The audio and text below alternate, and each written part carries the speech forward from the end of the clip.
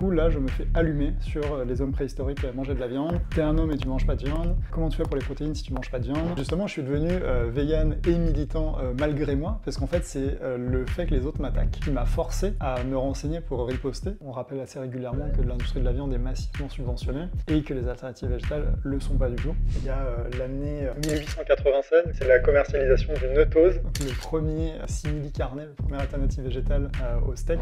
On n'aide pas les gens à aller vers la végétalisation, que ce soit au niveau intellectuel, que ce soit au niveau du savoir, que ce soit au niveau de la pratique. Aujourd'hui, rien n'est fait pour t'aider à végétaliser. Et c'est pour ça que toutes les personnes végétariennes et véganes qui s'en sortent très bien, en fait, elles s'en sortent très bien dans un monde qui n'est pas prévu pour eux. Du coup, moi, je me prends souvent à imaginer, et si c'était l'inverse et que tout était prévu pour les véganes, ça serait un autre monde. Un autre monde.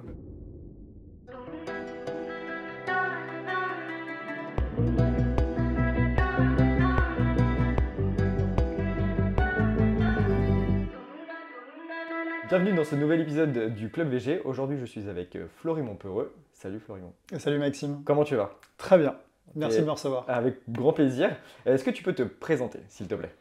Oui, alors du coup, moi je m'appelle Florimond, je suis engagé dans le milieu militant végétarien et vegan français depuis une dizaine d'années. Et aujourd'hui, je suis consultant sur les enjeux environnementaux et socio-économiques de l'alimentation. Donc j'interviens auprès des médias, des politiques, que ce soit des villes ou des députés, ainsi que des associations pour les accompagner lorsqu'ils souhaitent se saisir du sujet de l'alimentation durable. Tu les aides à mieux comprendre, de mieux prendre part du sujet de l'alimentation végétale? Je les aide à comprendre déjà en quoi le sujet est un sujet, Okay. en quoi il est important. Typiquement, il y a des villes qui souhaitent diminuer leur impact carbone, mais qui s'attellent à l'énergie, à la rénovation énergétique des bâtiments, en mettant l'alimentation de côté. Donc moi, je suis là pour leur expliquer en quoi, en fait, l'alimentation, c'est un sujet duquel ils doivent se saisir. Et ensuite, je leur explique pourquoi se saisir de l'alimentation pour aller vers plus de durabilité, ça veut dire végétaliser avant tout. Ok. Et du coup, comment ça a commencé tout ça, pour toi, on va dire, avec l'alimentation végétale? J'imagine qu'il y a eu il y a une histoire derrière tout ça. Alors, il y a une histoire derrière tout ça, ouais, ça a commencé, je pense, comme beaucoup de personnes, quand tu changes toi-même avant de vouloir changer les autres. Et du coup, ça a commencé quand j'ai commencé à végétaliser ma propre alimentation, donc il y a une dizaine d'années. Et du coup, comme je te disais un peu avant, c'est une histoire que j'ai beaucoup racontée, mais j'ai jamais racontée en caméra, donc ça me fait plaisir d'en reparler aujourd'hui. Première fois filmée et avec micro. Exactement, je vais peut-être censurer quelques parties. Dis-nous tout, comment tu es devenu vegan, c'est quoi l'histoire? Alors tout a commencé, alors en général les gens deviennent vegan, il y a les trois grands sujets, donc pour l'environnement, les animaux ou la santé. Tout à fait. Et moi c'était pour aucun des trois. Donc à la toute base en tout cas, ensuite c'est devenu évidemment pour les animaux. Est-ce qu'on va devoir inventer une nouvelle porte d'entrée peut-être grâce à toi? Ouais. Et du coup, c'était quand je commençais à travailler, quand je suis rentré dans le milieu professionnel, des très grosses journées, c'était très, très compliqué, et j'avais gardé un peu ma vie d'étudiant le soir, donc je bossais beaucoup la journée, je sortais beaucoup le soir, donc j'étais très fatigué. Et j'ai commencé à me renseigner sur quoi changer dans mon mode de vie en fait, pour pouvoir continuer à avoir un rythme aussi intense, etc. Et donc très vite, on arrive au fait qu'il faut faire un peu de sport et manger mieux. Donc, et dormir quand même aussi. Oui, mais pas vraiment le temps pour ça. Donc ouais, il y avait dormir, non, on va pas faire de sacrifice, donc c'était comment continuer à travailler autant et à dormir peu pour sortir. Okay. Mais quelles sont les autres marges de manœuvre que j'avais? Et l'alimentation, en fait, apparaît assez rapidement dans mes recherches comme un outil, en fait, à notre service pour modifier la manière dont on sent et son énergie, etc. Et je tombe sur des conseils assez rapidement de manger un petit peu plus léger le soir pour mieux dormir, etc. Et manger plus léger le soir, ça veut dire consommer moins de produits d'origine animale le soir. Donc voilà, moi je rentre vraiment par cette petite porte-là de la santé, mais de manière un peu détournée. Ouais. Et j'ai mangé comme ça pendant plusieurs mois, le soir, sans viande, j'avais arrêté le lait aussi le soir, etc. Sans interpréter ça en mode, tu vois, j'arrête la viande, c'est juste en mode, j'ai le conseil, on m'a dit de pas manger de viande le soir. C'est ça, en gros, si je peux dormir un peu mieux comme ça, okay. et avoir plus d'énergie comme ça, pourquoi pas, j'essaye, je vois ce que ça donne. Donc en effet, j'avais l'impression de m'endormir plus vite, de me sentir bien. Donc j'ai continué, mais il n'y avait aucune revendication politique derrière, c'était pas du tout intellectualisé, je portais rien comme message à l'époque. Et du coup, je fais ça pendant plusieurs mois, je commence à prendre mes marques, je commence à changer mes habitudes, je commence à découvrir des recettes, à maîtriser des recettes, je commence à avoir des plats que j'aime. Donc en effet, ça commence à s'insérer dans ma petite tradition personnelle, certains plats végétariens ou véganes que je refais régulièrement, etc. Donc bref, je m'approprie le sujet. Et un jour, je décide à la cantine du travail il y avait un plat végétarien qui était proposé, et du coup je me dis je vais manger végétarien le midi aussi, vu que j'avais commencé à me familiariser avec tout ça. Okay. Et du coup, comme je t'ai dit, moi je portais aucun message, rien, mais par contre je faisais ça dans mon coin. Donc, personne ne le savait. Et je ne savais même pas en quoi c'était important que les autres le sachent. Donc j'arrive à la table de la cantine devant mes 10 collègues, avec mon plateau végétarien, et là je me fais allumer. Vraiment, je me fais allumer. Imagine 10 mecs en costard cadre à Paris, et moi au milieu avec mon petit plateau végétarien. C'était quoi le plateau? Il y avait quoi à manger? Je sais plus du tout, mais il n'y avait pas de viande et c'est tout ce qui compte. Il n'y avait pas de viande et c'est tout ce qui compte. Et du coup, là, je me fais allumer sur les hommes préhistoriques mangeaient de la viande. T'es un homme et tu manges pas de viande. Comment tu fais pour les protéines si tu manges pas de viande? Et le soja qui déforeste l'Amazonie. Et tu connais la liste. Et, tout ça en une seule fois? T'as eu un beau... tout ça en une seule fois. Un beau package, ok. Beau package, donc l'heure du repas, je me suis fait massacrer. Ouais, et puis en plus, du coup, c'est que tu pouvais pas répondre parce que du coup, t'étais pas du tout t'avais pas fait ça en conscience. Donc en fait, tu t'es fait attaquer et tu pouvais même pas répondre. C'est ça, donc de une, j'avais pas les réponses, et de deux, j'avais pas prévu les questions non plus, j'avais pas anticipé qu'on puisse t'attaquer sur demander ça. Et du coup, quand tu te retrouves face à un collègue, tout le monde est très diplômé, très bien installé socialement, tout le monde a une vie sociale très riche, tout le monde voyage, tout le monde est très ouvert, et je me retrouve face à des gens qui me disent oui, mais on a toujours fait comme ça. Donc le décalage était complet, et je suis rentré chez moi le soir en me disant mais très étrange, je pense que j'avais senti qu'aucun autre sujet n'aurait déclenché autant d'hostilité. Parce que là, c'était vraiment les 10 contre moi, quoi. Et je me suis dit, j'aurais pu parler de n'importe quoi d'autre. Tu aurais peut-être eu des gens aussi de ton côté, enfin voilà. C'est ça serait peut-être passé, ou en tout cas, on en aurait discuté ensemble, mais là, c'était un lynchage public. C'était unanime, vraiment, les 10 personnes, enfin voilà, toutes les personnes autour de la table étaient vraiment... Ah oui, et puis vraiment, c'était du pilonnage pendant 1 heure, avec vraiment, sur le top 100 des arguments anti-vegan, je m'en suis pris 50 d'un coup. Mais encore une fois, de manière surtout absolument pas préparée. Et donc, je suis rentré chez moi le soir, avec le ressenti qu'avec le sujet de la viande, il y avait quelque chose qui clochait. Je me suis dit, il y a un truc bizarre avec ce sujet. Et quelques jours plus tard, j'allais manger chez mes parents, et donc je me suis dit, je vais faire le même test. Je vais manger sans viande, enfin je vais demander du coup de ne pas avoir de viande chez mes parents, pour voir. Donc pareil, mes parents, très cultivés, ils ont habité à l'étranger, ils lisent beaucoup, donc je me suis dit, il y aura sûrement peut-être plus de tolérance, on va voir. Et la scène s'est répétée, c'est-à-dire que je me suis fait massacrer.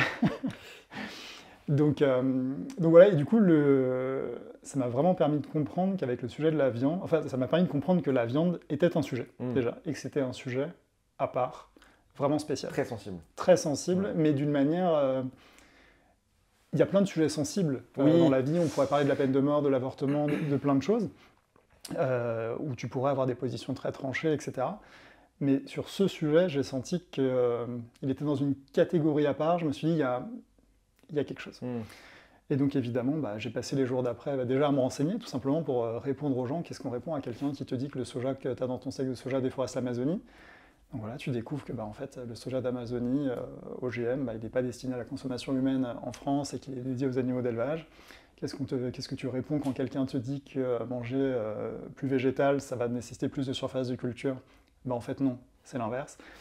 Les carences en protéines, les carences en fer, les carences en calcium, etc. Et du coup, j'ai déroulé toute cette pelote de laine, j'allais dire, mais pas vegan, mais c'est malheureux. C'est vrai. Mais du coup, j'ai redéroulé toute cette pelote et je me suis rendu compte en fait que sur, disons pour faire simple, la centaine d'arguments anti-vegan que je m'étais pris dans la semaine, en fait, les 100 avaient leur réponse. Débunké, vraiment sourcé, fiable et tout, avec à chaque fois des dizaines d'articles sur des dizaines de blogs. J'ai découvert que sur quasiment tous les sujets, il y avait et des rapports scientifiques et de la recherche scientifique publiée dans des revues à comité de lecture, qu'il y avait des livres dans toutes les langues, vu que ces sujets étaient répandus dans tous les pays du monde. Et du coup, je me suis dit que le sujet de la viande était un sujet beaucoup plus gros que ce que j'avais imaginé, et que c'est pour ça qu'il y avait une réaction aussi intense, et que surtout, aucun argument ne semblait justifier sa consommation. Parce que tous les arguments qu'on m'avait opposés avaient tous des réponses on pouvait écrire un livre vraiment en expliquant en quoi chaque préjugé n'était rien d'autre qu'un préjugé, justement. Et je me suis dit, pareil, c'est étonnant d'avoir un sujet où en fait on peut répondre de manière aussi tranchée et aussi puissante contre la consommation de viande. Et, du coup, c'était le début ensuite de la confrontation avec mes collègues, mes parents, et du coup, dans un troisième temps, avec les amis. Et du coup, je me suis pris l'intensité de ce sujet dans la figure, et surtout toutes les informations qui sous-tendent la diminution et l'arrêt de la consommation de viande en même temps. Mais du coup, c'est comme si tu étais passé de vraiment pas du tout, tu vois, militant à du coup militer de manière, sans vraiment t'en rendre compte, parce que du coup, est-ce que tu étais végétarien à l'époque ou pas Alors, du tout? à l'époque, j'étais végétarien. Donc... Et justement, je suis devenu vegan et militant malgré moi, parce qu'en fait, c'est le fait que les autres m'attaquent qui m'a forcé à me renseigner pour riposter. Et du coup, comme on s'est dit juste avant, quand tu te renseignes, quand tu cherches, oui, quand tu cherches, tu trouves. Okay. Et surtout sur ce sujet-là, où c'est vraiment un sujet où il y a tant à trouver, il y a tant à découvrir. Ça fait 10 ans aujourd'hui et je continue à apprendre des choses. Donc c'est un sujet sans fond, et quand tu parles à des personnes qui sont véganes depuis 20 voire 30 ans, eux-mêmes te disent qu'ils continuent à découvrir des choses, tellement l'industrie de l'élevage, de la viande, etc. est immense, et tellement il y a de pratiques différentes, j'allais dire toutes pires les unes que les autres, pas forcément, mais en tout cas, tant il y a de pratiques à condamner et à expliquer et à comprendre.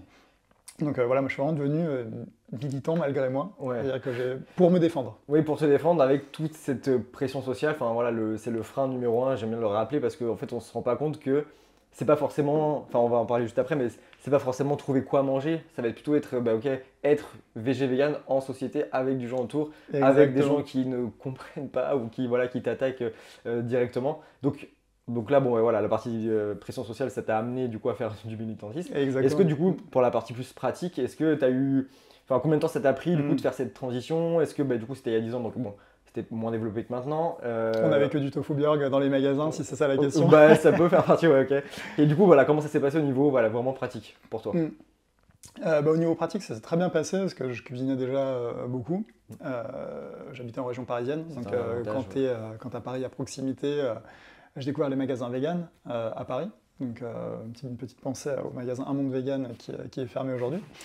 Donc voilà, en fait, tu découvrais assez facilement tout un univers de nouveaux produits. Donc, et en plus, le fait qu'il y avait moins de végétariens, moins de véganes à l'époque, et qu'il y ait plus de magasins spécialisés, ça permettait de rentrer assez facilement dans une espèce de milieu végétarien-vegan, avec en plus les associations qui tissaient des liens entre tout le monde.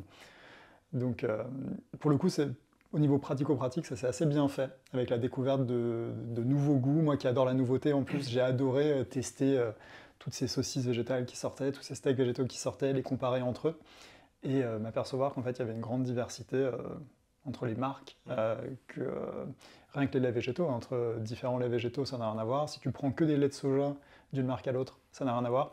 En fait, il y a toute une cuisine à réapprendre. Et du coup, ça m'avait fait comprendre que, en effet, quand tu es enfant et que tu vois tes parents cuisiner, en fait, tu les vois cuisiner pendant 10 ans, 15 ans. Et là, c'est un travail qu'il faut refaire tout seul. Donc, en effet, ça se fait pas en 2 jours. Et il faut réexpérimenter différents magasins, différentes recettes, différentes marques, et se reconstruire toute une culture culinaire. Et moi, c'est quelque chose que je trouvais hyper intéressant, donc j'ai eu aucun mal à le faire. Mais par contre, en effet, la pression sociale, c'est ça qui pesait. Donc, les vacances avec les potes, les dîners avec les collègues et autres. Encore aujourd'hui, d'ailleurs, c'est quelque chose qui est assez compliqué. Hein. Alors que du coup, tu es plus dans le milieu, je suis plus dans le milieu, et puis surtout, quelque chose moi, qui me protège aujourd'hui, c'est que j'ai beaucoup de connaissances, c'est-à-dire que je me sens assez solide sur mes appuis quand on me pose des questions en fait, sur ces sujets-là, je sais quoi répondre, je sais quel niveau de réponse faire, plus ou moins travailler, etc.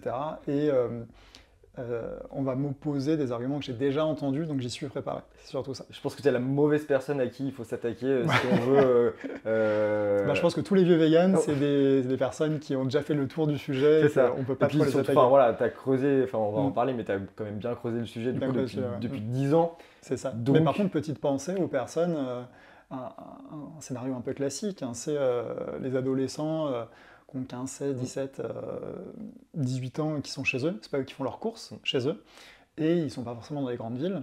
Et moi j'ai reçu beaucoup de témoignages tu prends une adolescente qui a 16 ans, qui est dans une petite ville, elle mange ce que ses parents mangent, et en fait elle n'a pas du tout pareil, elle est perdue, elle a moins de recul sur toutes ces informations-là, Oui. elle n'a pas vraiment accès à la recherche scientifique, tout est en anglais, il faut connaître où les chercher, etc. Et du coup, en fait, c'est très compliqué pour plein de personnes d'être un peu sûr que c'est positif de végétaliser et de se repérer en fait dans tout cet ensemble d'informations et de savoir comment faire. Et d'avoir accès aux produits évidemment qui te simplifient. Oui. Et aussi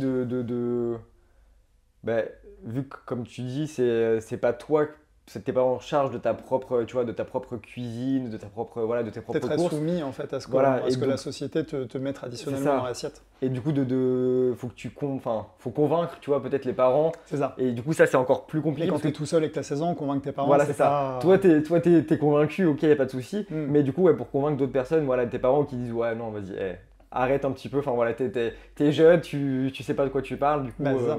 Et en termes de perception sociale, c'est extrêmement difficile d'être dans l'affrontement permanent, en fait. C'est-à-dire que quand tu dois convaincre tes parents, convaincre tes collègues, convaincre tes potes, convaincre ton cousin qui passe manger ou que sais-je, en fait, c'est épuisant d'être tout le temps dans cette démarche-là de recevoir des attaques et de devoir riposter. Donc ça peut être stimulant un temps au niveau intellectuel, mais en fait, c'est surtout épuisant. Et les différentes études qui ont pu être menées aux États-Unis sur les anciens véganes, donc des personnes qui ont été véganes un certain temps, en général c'est 1 an minimum, et qui ont rétropédalé. Il y a eu quelques études pour les comprendre, donc sans jugement, hein, c'est vraiment savoir qu'est-ce qui s'est passé pour mesurer les différents paramètres. Et en général, on s'aperçoit que les problèmes de santé ou autres, c'est plutôt à la fin de la liste, et que c'est dû à du manque d'informations en fait. Et en général, le tout premier élément qui justifie de rétropédaler, c'est la pression sociale. C'est le fait que le couple de la personne était en jeu, le fait que ses potes étaient en jeu, et que, bon, bah, si pour garder ses potes, il faut remanger un peu de saucisson, c'est moins coûteux de remanger un peu de saucisson. Oui, bien sûr. Donc on est dans une société qui, aujourd'hui, te facilite pas la transition. Ça, c'est sûr. Surtout en France. Enfin, voilà, tu parles Surtout en France. d'autres pays qui sont un peu plus avancés par rapport à ça. Donc, ouais. Bah, les pays anglo-saxons, typiquement, sont plus avancés. En France, c'est vraiment particulièrement compliqué. Et tu vois, il y a un exemple que je prends souvent, c'est qu'il y a différentes marques qui testent leurs produits véganes en Europe dans différents pays. Et donc, il y a donc quelques pays de test. Et ensuite, les produits qui se sont les mieux vendus, c'est eux qui seront diffusés à l'échelle européenne de manière plus large. Et la France est quasiment toujours un des derniers pays où les produits européens sont distribués. Donc, on le voit que ça a du mal à venir jusqu'à chez nous, enfin, typiquement en Allemagne où il y a beaucoup de produits, peut-être aussi en Angleterre. Voilà, on n'est pas loin pourtant, mais ça a du mal à passer les frontières. On n'est pas loin, l'Italie aussi, qui a beaucoup de facilité, avec des guillemets bien sûr, à végétaliser, alors que c'est des pays qui, pareil, ont une tradition culinaire très ancienne, très ancrée, très carnée aussi. Mais pourtant, ça passe mieux. Donc, comment tu expliquerais ça, toi C'est compliqué, il y a énormément de facteurs qui se cumulent. Peut-être qu'en France, on a un attachement un petit peu plus... on a une haute idée de notre gastronomie, on a du mal à y toucher. Et il y a de l'influence politique avec des lobbies très puissants qui vont bloquer pas mal d'avancées. On le voit avec le fait d'introduire des repas végétariens dans les cantines. Il y a une opposition très très forte. Et en France, en fait, on a des lobbies extrêmement structurés. On a Interbev pour les producteurs de bœuf. Donc on a l'équivalent pour les autres types de production carnée. On a le CNIEL pour les produits laitiers qui va faire pareil de l'information et du lobbying interne. Et puis on a typiquement Lactalis qui est le plus gros producteur mondial de lait qui est français. Donc on a une force économique très favorable à l'alimentation carnée et tous les produits d'origine animale en général. Donc on a des acteurs très puissants en France qui freinent cette démocratisation. Ouais. Donc ça ne nous aide pas trop dans le... Ça nous aide pas trop. Dans le développement. Mais du coup, donc c'est intéressant parce que on s'est construit ces traditions, voilà, donc aussi gastronomiques, culinaires et aussi industrielles. Alors que, du coup, c'est ce qu'on va parler un petit peu maintenant, au niveau de l'histoire du véganisme, on sait que ça remonte du coup à très longtemps. En effet, oui. Est-ce que tu peux nous en dire un petit peu plus du coup de quand est-ce qu'on sait que voilà, il y a des personnes qui étaient du coup végétariennes? Oui, alors du coup, c'est un peu toujours difficile de remonter au premier végétarien bien sûr, parce que connu, on va bien dire. sûr, mais du coup, les exemples qu'on reprend assez souvent, c'est Pythagore, donc du coup 5 siècles avant notre ère, D'ailleurs, l'alimentation végétarienne, à la base, on appelait ça le régime de Pythagore. Donc, voilà, pour bien dire qu'il y avait un lien concret. Donc, les raisons à l'époque pouvaient varier. On n'était pas forcément végétarien pour les animaux en tant que tels. On retrouvait des raisons un peu mystico-religieuses ou autres. Mais il y avait déjà la question de la santé qui était un peu là. On avait compris que manger un peu moins de viande, ça pouvait... Bon, il y avait des questions d'hygiène aussi qui se posaient peut-être à l'époque, mais en tout cas, la question végétarienne se posait déjà. Et ensuite, on va avoir avec Plutarque et Porphyre, qui ont tous les deux écrit des traités sur l'abstinence de la consommation de viande, donc au 1er siècle de notre ère, et en gros en l'an 270, où là, pour le coup, la question du végétarisme comme acte réfléchi et choisi est posée. Et une anecdote qui est assez intéressante, c'est que dans ces livres, on a déjà des arguments anti-végétariens et des réponses aux arguments anti-végétariens. Donc un livre que tu aurais pu te procurer pour Exactement. En 2000, voilà, on va dire dans les années 2010, Exactement. Qui avait été écrit il y a 2000 ans pour répondre à ces... C'est ça, et du coup on pourrait faire, donc ça c'est un travail qui à ma connaissance n'a pas été fait, mais ce qui pourrait être marrant, c'est de prendre un préjugé anti-végétarien, et on pourrait s'amuser à tracer sa généalogie, et surtout la généalogie de ses réponses, s'apercevoir qu'il y a sûrement un journaliste la semaine dernière qui a écrit un article pour expliquer qu'en fait non, il n'y a pas de problème sur ce domaine-là, mais que ça a également été fait il y a 10 ans, il y a 20 ans, il y a 50 ans, il y a 5 siècles, il y a 10 siècles, et puis voir comment les réponses évoluent avec le temps. C'est dans le livre La République de Platon, il parle aussi du fait que faire pousser des végétaux et manger directement les végétaux, c'est plus optimal, ça demande moins de surface que de consommer des animaux, et que du coup, si une ville veut grossir, elle doit optimiser son espace, et que du coup, ça peut être plus intéressant d'aller vers une alimentation végétalisée. Donc pareil, il y a des écrits qui abordent déjà la question des surfaces de culture, qui abordent la question de la force pour la guerre, et autres, déjà il y a 2000 ans, en gros. Ouais, et que du coup, là tu me dis de prendre directement les plantes pour les manger, ça paraît évident maintenant, quand on le dit, au niveau de la déforestation, on sait qu'il faut raser pour mettre du coup... Mais c'est pas évident pour tout le monde, c'est évident pour nous. Oui, mais bien sûr, mais du coup de se dire que en fait c'était déjà écrit il y a 2000 ans. Et pas par n'importe qui. Oui, voilà, c'était...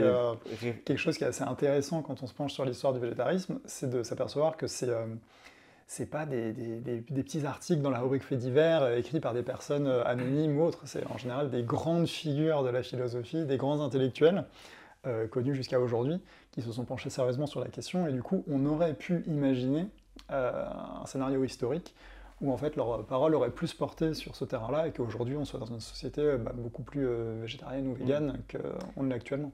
Et je sais pas si tu as un élément de réponse, mais pourquoi ça n'a pas pris, on va dire Je ne sais pas trop, okay. Compliqué à dire. Pareil, je pense que c'est lié au fait que, en fait, il y a eu énormément d'influences contraires, d'influences religieuses qui a poussé vers la consommation de viande, même si ça s'est nuancé. En Occident, en tout cas, c'est le cas, parce que typiquement en Inde, c'est surtout pour des questions religieuses aussi qu'on ne mange pas de viande. Mais si on reste vraiment focalisé sur l'Occident, il y a eu puis tout un culte aussi de la chasse, de la supériorité de l'homme sur la nature, de la conquête. Donc il y a un tag qui était à Paris il y a quelques années, qui avait beaucoup circulé sur les réseaux sociaux. C'était ni les femmes ni les animaux ne sont des territoires de conquête. Et du coup ça rappelait que historiquement il y a toujours eu on est dans des logiques de domination. Et pour le coup, les animaux sont aujourd'hui extrêmement dominés avant leur naissance. En fait, leur naissance est programmée. Avant leur naissance jusqu'à leur mort, en fait, leur vie est entièrement cadrée par les humains, etc. Et on s'aperçoit également que le nombre d'animaux sauvages qui restent en dehors de l'emprise des humains, même si ça peut être une emprise indirecte, mais est très faible, et qu'aujourd'hui, en gros, les animaux sont entièrement dédiés aux humains. Donc ça c'est quelque chose qui a irrigué tout le courant intellectuel occidental, avec l'idée évidemment que les humains sont les seuls à ressentir, sont les seuls à penser. Donc, est-ce qu'il y avait déjà du coup là tu parles de ressentir, est-ce qu'on savait déjà que les animaux à cette époque-là ressentaient aussi des choses? Alors ça c'est des débats qui remontent à vieux, avec du coup évidemment on pourrait citer Descartes et autres.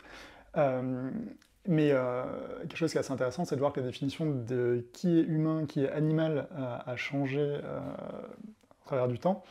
Et c'est Kautar Archi qui en reparle pas mal actuellement, sur le fait que la définition des humains, surtout, a pu changer, avec la question de est-ce que les Indiens d'Amérique étaient humains?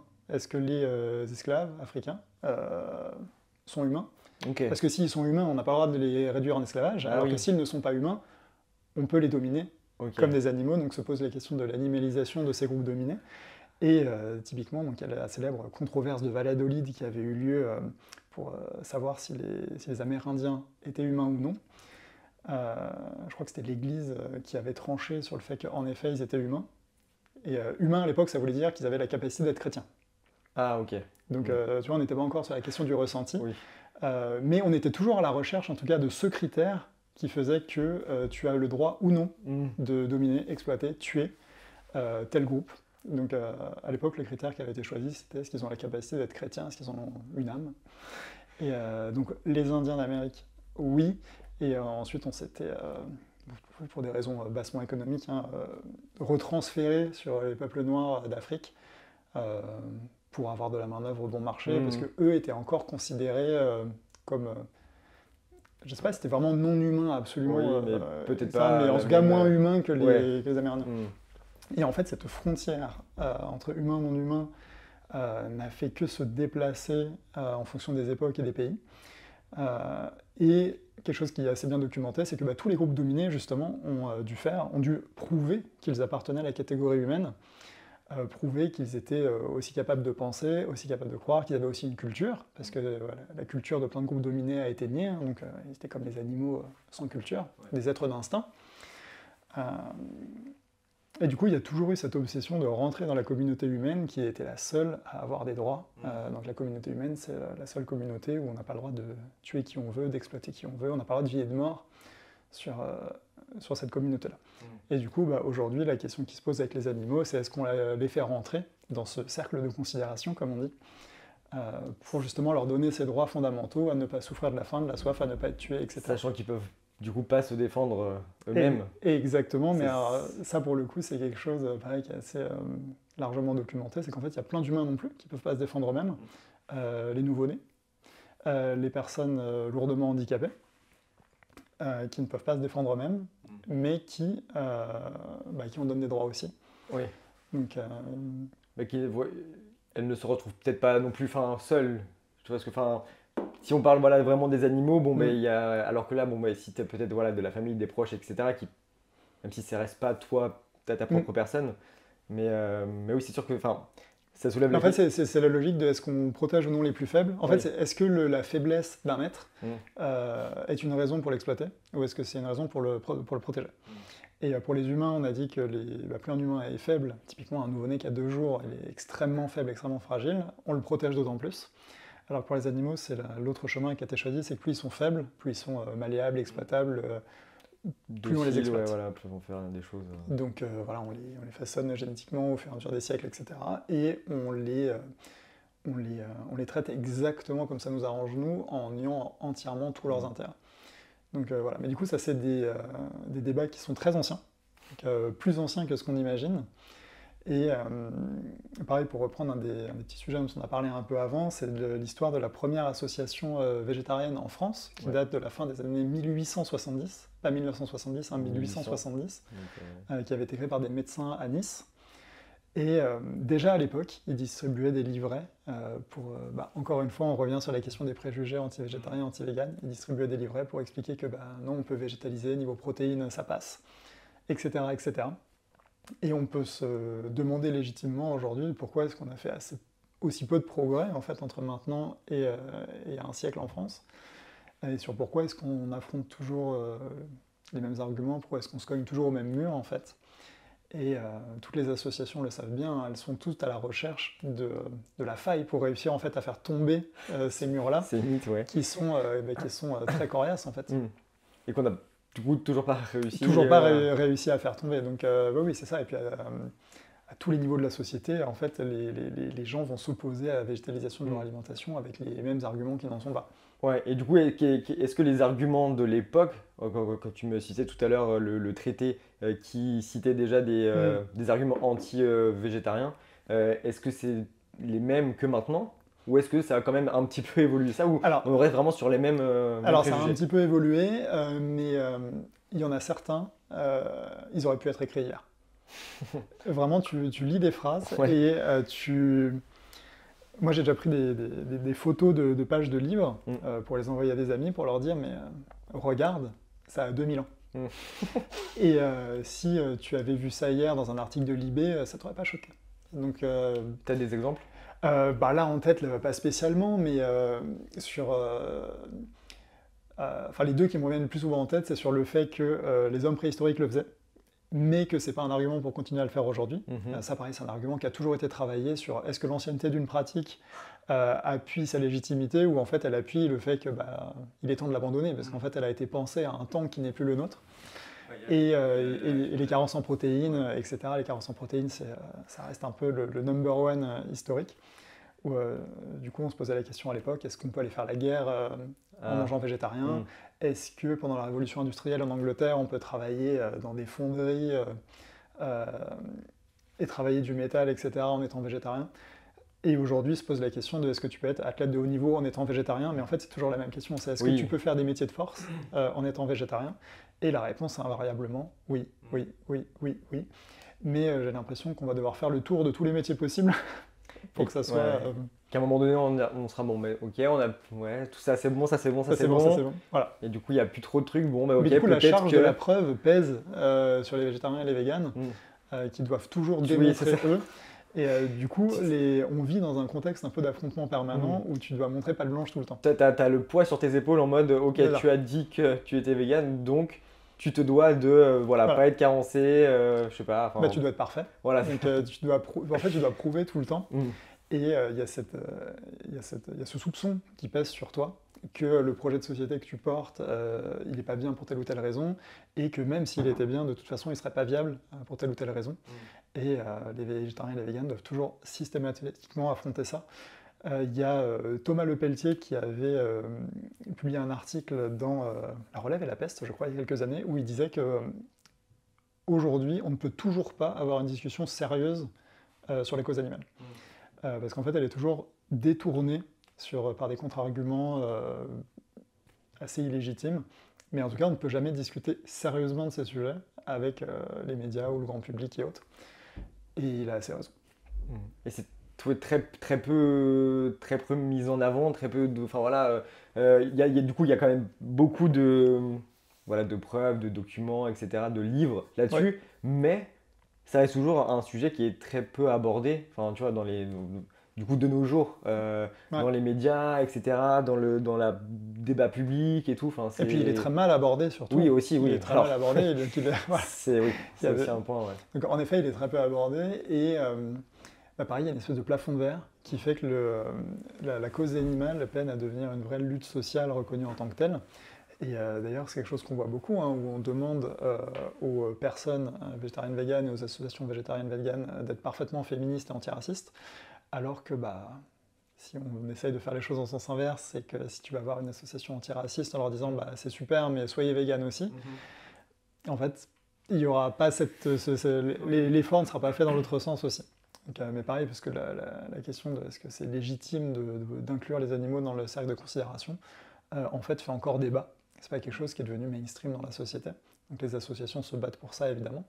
Mais du coup, comme tu disais, oui, il y a eu beaucoup de livres qui ont été publiés. En fait, il y a un vrai effort intellectuel depuis longtemps, depuis, allez, on va dire, un vrai siècle. Aujourd'hui, donc la cause animale moderne telle qu'on la connaît aujourd'hui, ou un petit siècle. Avec du coup, depuis la publication de Animal Liberation de Peter Singer en 1975, qui a donné vraiment c'est le dernier gros souffle qui a permis d'ouvrir beaucoup de portes, etc.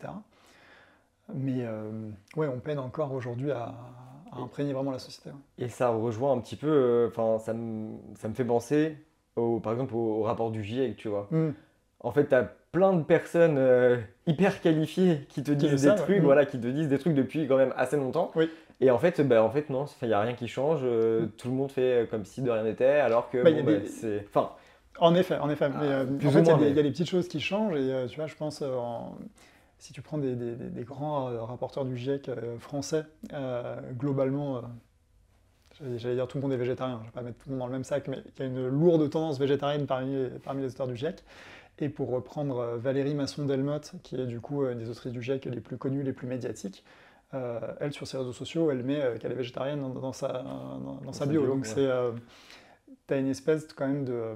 Il y a moins de culpabilité aujourd'hui à le mettre en avant, Oui. et il y a un réel intérêt à le mettre en avant pour démocratiser tout ça. Et en effet, donc, au niveau scientifique, au niveau intellectuel, c'est très bien connu, que ce soit pour l'environnement, que ce soit dans les départements de philosophie des universités, au niveau de l'éthique animale et tout. C'est très bien connu, mais pour l'instant, ça peine à sortir un peu de cette sphère intellectuelle.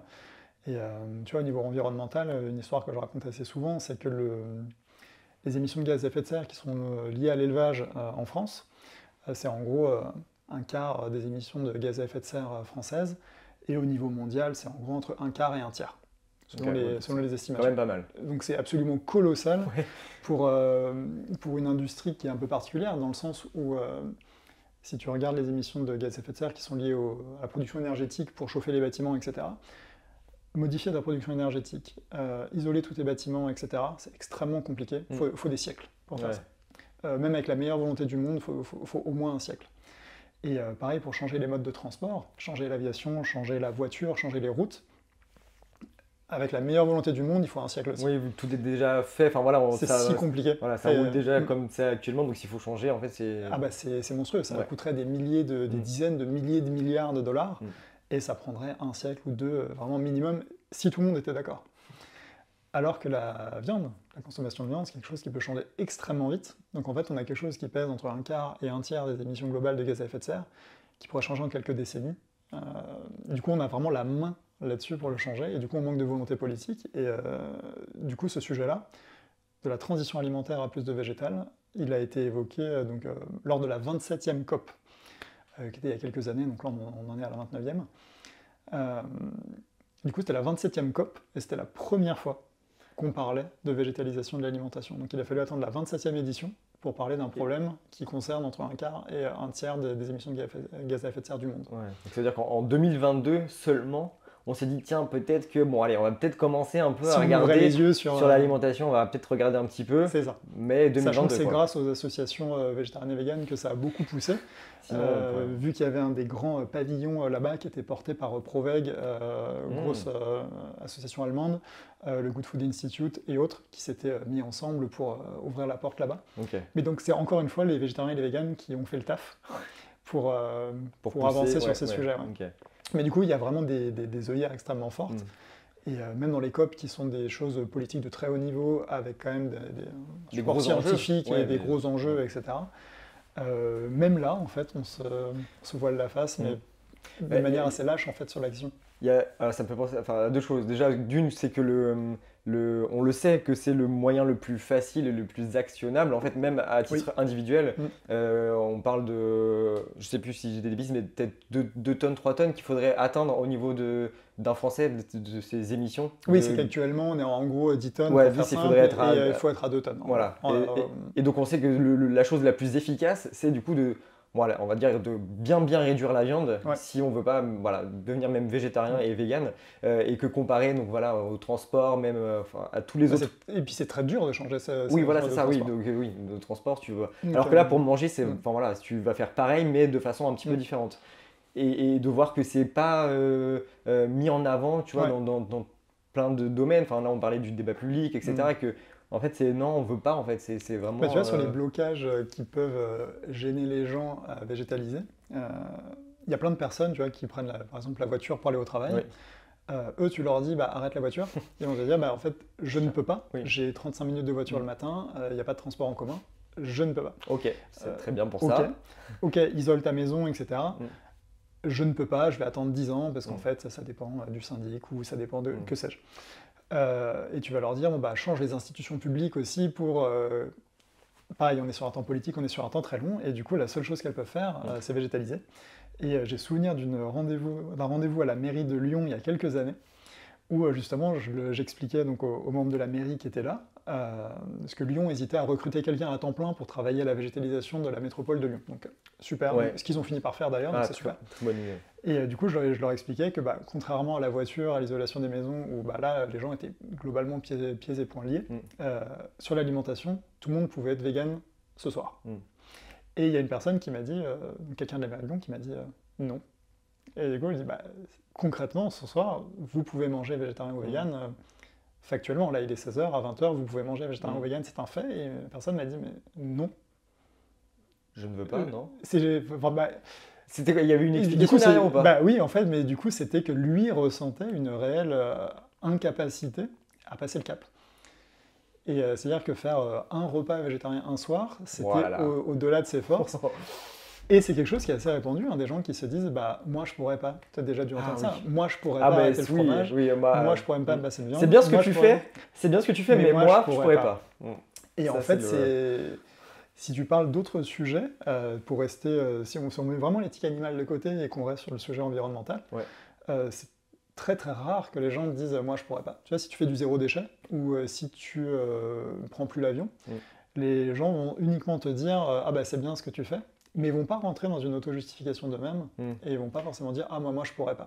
C'est que pour la viande où en fait ça va plus loin, il y a une espèce de culpabilité diffuse qui fait que la personne va rentrer immédiatement dans la défensive c'est ça qui est moi je pourrais pas, et en fait la conversation s'engage sur un axe conflictuel. C'est ça que je trouve aussi, il y a plein de raisons derrière, mais assez drôle, assez comique, assez cocasse on va dire, de fait que toi tu arrives comme ça, tu te dis moi je suis vegan et tout, et tout de suite, la personne à côté se sent un peu offensée, attaquée, tu vois, parce que tu viens de dire que tu étais vegan. En fait, c'est vécu comme une remise en cause vraiment profonde, culturelle, individuelle. Pareil, c'est quelque chose qui a été assez documenté au niveau psychologique, mais l'alimentation, c'est quelque chose que tu mets dans ton corps, qui te oui, ça te touche vraiment à toi, donc c'est... Et puis l'alimentation, c'est ta famille, c'est ta culture, c'est ta religion, c'est tout ce qu'on t'a appris, c'est l'éducation de tes parents, c'est ce que tes parents t'ont inculqué. Donc... il y a beaucoup de personnes qui veulent critiquer le végétarisme en disant que ça ressemble un peu à une religion ou à une secte, etc. Mais en réalité, on sait que c'est l'inverse. C'est-à-dire qu'il y a pas mal de personnes qui mangent de la viande, qui vont traiter la viande comme... qui va vraiment avoir un... Tu leur demandes d'arrêter la viande et ils vont traiter ça comme un catholique à qui tu demanderais d'arrêter de croire. C'est-à-dire que c'est au-dessus de ses forces. Oui, c'est la façon de vivre. C'est trop ancré. Et du coup, intellectuellement, c'est quelque chose qui est assez compliqué. Et c'est pour ça que du coup le débat dure depuis aussi longtemps, c'est parce que souvent des arguments rationnels en fait se heurtent à des réactions assez émotionnelles, et on a beau avoir des arguments en faveur de l'environnement, en faveur des animaux, on a beau travailler à la fois sur le côté élevage, à la fois sur le côté abattoir, en fait les gens restent attachés à leurs habitudes, à leurs traditions, et c'est pour ça qui explique que c'est très compliqué d'avancer là-dessus. Ouais. Et du coup, donc pour revenir un petit peu à ce qu'on disait aussi tout à l'heure, c'était mon deuxième point, c'était qu'on disait que l'alimentation n'était pas du tout au sujet, n'était pas un sujet au niveau des grandes des réunions, on va dire, politiques, pour changer les choses, et que même des fois, dans des choses dans des endroits où on parle de climat, ok, il faut qu'on fasse attention, on n'est pas bien et tout, et qu'après on parle de ça, machin, oui, bon, on va pas trop mettre d'argent là-dessus, et après on va se faire, du coup, manger, je sais pas, de la viande rouge, etc. Tu vois, donc, la question de quel buffet ou quel repas il y a à ces événements, c'est une question qui est assez importante et qui est scrutée de près par tout le monde. Et on a vu une évolution là-dessus ces dernières années où maintenant, quand tu as quand même un grand truc climatique, tu vas avoir un buffet en général soit qui n'a pas de viande rouge, qui va avoir de la viande blanche, du coup qui a un impact environnemental plus faible, soit des buffets qui vont être sans viande, donc il y a quand même du lait, des œufs, etc. Donc l'éthique animale reste un sujet qui n'est pas pris au sérieux, mais tu as au moins l'arrêt de la partie environnementale carnée, Pierre, qui est pris en compte. Mais encore une fois, ça reste dans des milieux intellectuels de personnes très bien informées sur la question lors d'événements dédiés. Oui, donc en fait, oui. C'est pas devenu le quotidien. Oui, et puis c'est peut-être aussi pour, ok, on parle de ça, on va peut-être faire quand même essayer d'être en cohérence peut-être avec ce qu'on essaie de faire. C'est ça. Mais peut-être qu'après, quand on a, je vais pas dire quand on a dos tourné, mais on sait pas après ce qui se passe derrière. Donc, oui, c'est un peu comme les congrès qui vont parler de la place de la femme dans les entreprises. Ça serait un peu difficile d'avoir que des intervenants hommes lors de ce congrès-là. Donc le jour J, tu vas faire un effort et mettre la parité sur scène ou autre. Mais bon, après, ce qui compte, c'est ce que les gens apportent chez eux après ces Bien sûr, événements. bien sûr. Et en fait, on s'aperçoit que chez eux, les gens mangent de la viande. Concrètement, c'est pour ça que la consommation de viande aujourd'hui en France stagne. Ouais. Et, On pense qu'elle baisse. Enfin, j'avais vu une étude qu'on pensait qu'elle baissait, mais c'est plutôt, en fait, on compense plutôt avec des petits, oui, de la petite, oui, en fait, c'est la pièce de viande rouge au milieu de l'assiette qui qui a est moins diminué. consommée, mais par contre, tu vas avoir Des lardons, de la viande des en jambons, sauce, des ouais. lardons, de la viande dans tous les produits Ouais. préparés, etc. Et c'est aussi ça qu'on entend, Mm. quand on dit, mais moi j'ai beaucoup diminué, Tout le monde dit ça. Voilà. Ok, peut-être que tu manges moins de viande telle quelle, voilà, rouge dans ton assiette, et que tu prends conscience que c'est vraiment là de la viande, mais en fait, tu prends peut-être pas conscience qu'en fait, il y en a, du coup, partout, à côté. C'est ça. Que tu vas prendre une petite boîte de je sais pas quoi, à gauche, à droite, et qu'en fait, là aussi, c'est de la viande. Et puis Mais les c'est pas chiffres de la perçu. consommation Oui. française montrent que la consommation soit stagne, soit Oui. baisse, mais très légèrement, Ouais, voilà. avec en plus une reconfiguration, c'est-à-dire que les personnes vont consommer moins de viande rouge. De une, c'est la plus chère. De deux, celle qui a l'impact environnemental le plus élevé. Mais par contre, ils vont se reconcentrer sur ils vont intégrer davantage de viande blanche. Et comme ça a été longuement décrit aussi, c'est que c'est pire pour les animaux. Parce qu'au lieu de tuer un bœuf, on va tuer par exemple, je dis une bêtise, mais 150 poulets. Oui. Pour avoir la même quantité de viande au total. Et du coup, en termes d'éthique animale, c'est encore pire. C'est encore pire, et c'est là où on voit que c'est quand même important de jamais oublier entièrement ce sujet-là. Donc, sinon, on va vers du pire pour les animaux. Oui, parce qu'on se rabat aussi du coup sur du coup, des plus petits animaux, mais du coup plus grand nombre. Et on peut également parler des poissons, si on entre sur ce débat-là, parce que oui, alors là. c'est les grands oubliés. Du coup, là aussi, quand on arrête de manger de la viande, quand ça vient, en fait, le sujet arrive sur la table, ok, on bifurque un petit peu sur le poisson. C'est ça. Qui a encore, parce que le poisson c'est assez vicieux dans le sens où il a encore une image de produit sain, alors que la viande un peu moins, ça diminue.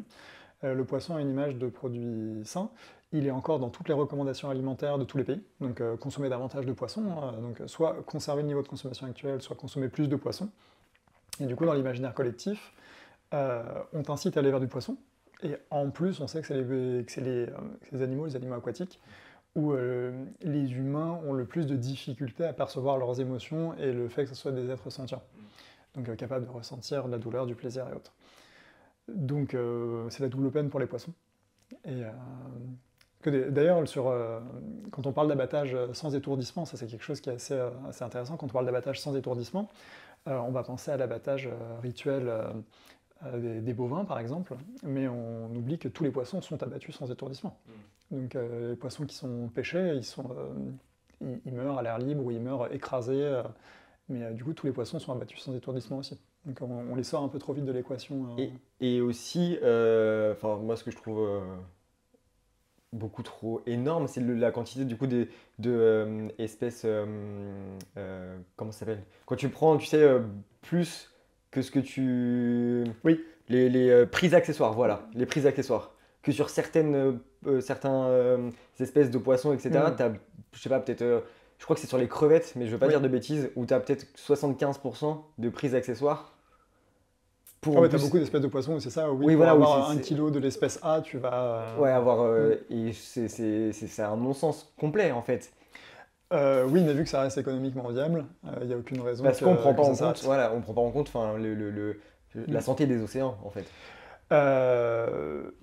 C'est une activité économiquement viable à court terme. Du coup, à court terme. Et d'ailleurs, pareil, si on revient un peu à la trajectoire historique des différentes choses, il y a quelque chose qui est assez connu sur l'arrêt de la chasse à la baleine. C'est qu'un des facteurs qui a le plus contribué à l'arrêt de la chasse à la baleine, c'est qu'on avait trouvé des alternatives moins chères à l'huile de baleine, typiquement, qui est un des produits largement utilisés. Et quand des marques ont mis sur le marché des alternatives moins chères à l'huile de baleine, qui était un huile qui était utilisée pour illuminer, parce que il brûlait d'une certaine façon, en fait, les marques et les personnes se sont détournées vers le simili du coup, l'huile de baleine, si j'ose dire, qui est moins cher. Et du coup, ça a diminué très nettement la pression qui était mise sur les populations de baleines. Et puis la chasse à la baleine devenait une activité moins rentable, en fait, tout simplement. Donc ça a mis un gros coup de frein à ça. Et il y a ça sur beaucoup de domaines. Et d'ailleurs, c'est pour ça qu'aujourd'hui, on a des alternatives végétales. c'est tout simplement pour permettre aux gens de retrouver le goût qu'ils aiment, mais avec l'idée qu'à terme, ce soit des choses qui soient moins chères, meilleures pour la santé. Oui, c'est et ça, autres. ce que je veux dire, c'est que pour l'instant, c'est encore compliqué de les amener C'est ça. sur Mais, ce mais, titre-là. mais les marques y travaillent Ouais. justement, et avec l'idée que lorsque tu auras le choix entre une saucisse carnée et une saucisse végétale, si tu prends autant de plaisir dans les deux, mais que la végétale, tu sais qu'elle va être potentiellement légèrement meilleure pour ta santé et moins chère. Oui, voilà, c'est ça ce que je veux dire. Il faut que Les je pense gens que le iront vers facteur le prix, économique ouais. rentre un petit peu en compte, Ouais. parce que pour l'instant, bon, c'est encore un peu à l'équilibre, même peut-être des fois un petit peu plus cher. Enfin, ça dépend de quel produit. Ça dépend quel produit, Ouais. mais globalement, et puis surtout dans l'imaginaire collectif, l'alimentation végétale étant un peu limitée aux alternatives transformées. Oui. Avec les personnes qui oublient un peu vite les haricots rouges, les pois chiches et tous les végétaux qui sont de base dans l'alimentation traditionnelle. En effet, il y a un travail à faire là-dessus, et on rappelle assez régulièrement que l'industrie de la viande est massivement subventionnée, et que les alternatives végétales ne le sont pas du tout.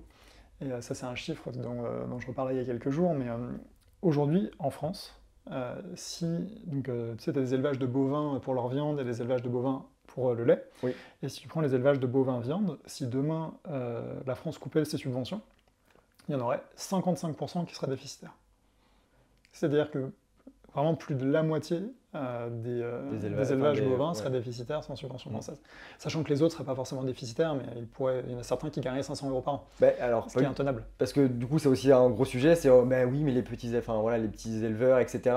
Et puis, quand on... Ça aussi, c'est un sujet, c'est que il y a beaucoup de personnes qui disent oui, mais comment ils vont faire après, tu vois, les éleveurs, et qu'est-ce qu'ils vont faire? Oui. En fait, même pour eux, ce serait même bénéfique en fait d'arrêter ça et de se reconvertir dans autre chose, parce que même pour eux, pour beaucoup, tu vois, là tu me dis 55%, qui sont, ça veut dire qu'ils sont quand même, je pense, à la limite à l'heure actuelle. Ah oui, voilà. Ça veut dire qu'ils ne tiennent que grâce aux subventions, Voilà. C'est-à-dire que c'est absolument rarissime d'avoir un secteur économique qui ne tient à ce point que grâce aux subventions. Voilà. Et en plus, il y a un secteur qui a un impact plutôt négatif sur la santé, qui est polluant. Parce qu'encore, tu pourrais avoir un secteur lié à la sécurité nationale qui t'apporte plein de bénéfices, où là, tu comprends que l'État puisse le maintenir à perte, parce qu'il y a d'autres intérêts. Mais là, il y a assez peu d'intérêt quand même à maintenir l'élevage autant. Mais tu vois, pareil, pour rester sur l'histoire comme fil rouge, en fait, pareil, cette question-là de maintenir l'élevage ou pas, c'est posé par le passé avec d'autres activités, typiquement les mines de charbon. Ça, c'est quelque chose sur lequel j'avais pas mal creusé, c'est très intéressant, et on s'aperçoit qu'il y a des... Donc les mines de charbon, pareil, qui généraient de l'emploi à l'époque, mais au prix, en fait, d'énormément de problèmes de santé, d'une énorme pollution, et d'un produit de moins en moins rentable au fur et à mesure que les autres énergies se développaient. Oui. Et du coup, se poser la question de qu'est-ce qu'on fait des travailleurs des mines de charbon? Est-ce qu'on les reconvertit? Ou est-ce qu'on les finance à perte coûte que coûte? Tu te doutes bien qu'elles ont été financées à perte coûte que coûte. Jusqu'à... non Jusqu'au crash, en fait, tout simplement. Ouais. C'est-à-dire qu'il y avait des usines qui commençaient à être un peu moins rentables, donc l'État subventionnait. Quelques années plus tard, elles sont encore moins rentables, l'État finance encore plus, et en fait, l'État finance, jusqu'à un moment où il coupe le robinet, et il coupe le robinet quand vraiment il n'en peut plus, mais c'est-à-dire que vraiment, il coupe le robinet au moment où l'usine ne tient plus que grâce à lui, en fait. Et ça a créé des régions entières en France qui étaient complètement sinistrées, où en fait, quand l'usine ferme, elle ferme du jour au lendemain, et c'est trop tard pour la reconvertir, parce qu'il n'y a plus d'argent. Et puis surtout, les autres producteurs d'énergie dans les autres pays, eux, ça fait 20 ans qu'ils avancent et qu'ils bossent dessus.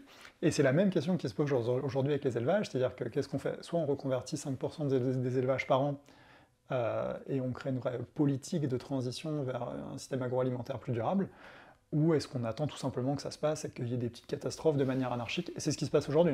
Oui, sur le fait, concernant les politiques de transition et l'accompagnement des éleveurs qui pourraient être faits, il y a cette histoire aujourd'hui typiquement du cheptel bovin en France, donc le nombre de vaches élevées en France, qui est en diminution assez forte. Donc en gros, le cheptel bovin là, en France, ça fait moins de 10% en 10 ans, en nombre de têtes de vaches.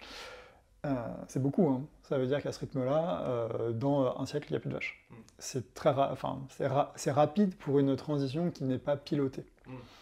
Et aujourd'hui, ce qu'on voit, c'est que le gouvernement, donc au niveau de la SNBC, la stratégie nationale bas carbone, a des objectifs de réduction du cheptel bovin pour diminuer la consommation de viande, pour diminuer les émissions de méthane liées aux bovins. Mais ce qu'on s'aperçoit, c'est que dans la réalité, le nombre de têtes diminue plus vite que les objectifs de la France. Et du coup, ça fait qu'en fait, il y a des éleveurs qui se retrouvent abandonnés parce qu'ils ne sont pas pris en compte dans les projections économiques, ils ne sont pas pris en compte dans les budgets alloués en fait, à ces transitions-là. Et tout ça par manque d'ambition, parce que le gouvernement ne veut pas avoir des objectifs ambitieux sur le nombre d'animaux qu'on retire des élevages. Mais du coup, on reste sur la volonté politique et on reste toujours sur cet imaginaire que l'élevage c'est bien et que l'élevage ne doit pas être... En fait, l'élevage n'est pas vu comme une activité nocive, alors qu'elle l'est pour les animaux en premier lieu, pour l'environnement, pour les éleveurs et pour les travailleurs d'abattoirs, pareil, ça c'est un très vaste sujet. Et du coup, l'élevage, c'est une activité où ses bénéfices sont très surestimés et ses impacts négatifs sont très sous-estimés. Oui, en fait, il y a... Enfin, là, voilà, on se dit, mais en fait, il n'y a aucun avantage à cette histoire, à cette industrie. Enfin, ouvrez les yeux, quoi, c'est ça. Tu te dis, mais en fait... Ok, les lobbies ils gagnent certainement très bien de leur côté, mais en fait tout le reste, c'est hallucinant. Enfin, en fait, un des bénéfices entre guillemets majeurs de l'élevage, c'est l'emploi actuellement, qui est dans les territoires. Mais du coup, pour revenir sur le fait que c'est pas vraiment... Aujourd'hui, on n'a pas encore eu de discussion vraiment sérieuse entre les associations et le gouvernement, c'est-à-dire qu'il faudrait pouvoir mettre sur la table que d'un côté, il y a des vies animales, il y a énormément de souffrance, soit direct à travers les abattoirs, soit indirect à travers les différentes pollutions, etc., et l'impact sur les générations futures. Et qu'il y a un avantage à ça, c'est que ça fait vivre des familles dans de nombreux territoires où concrètement il n'y a pas d'autre travail possible. Mais du coup, c'est une transition qui doit être pilotée, si on veut aller, pour le dire avec des grands mots, si on veut aller vers un monde meilleur et diminuer le nombre d'élevages et d'abattoirs. En fait, il y a plein de travailleurs et plein de familles qui doivent être accompagnés, il doit y avoir des reconversions professionnelles, il doit y avoir des reconversions territoriales.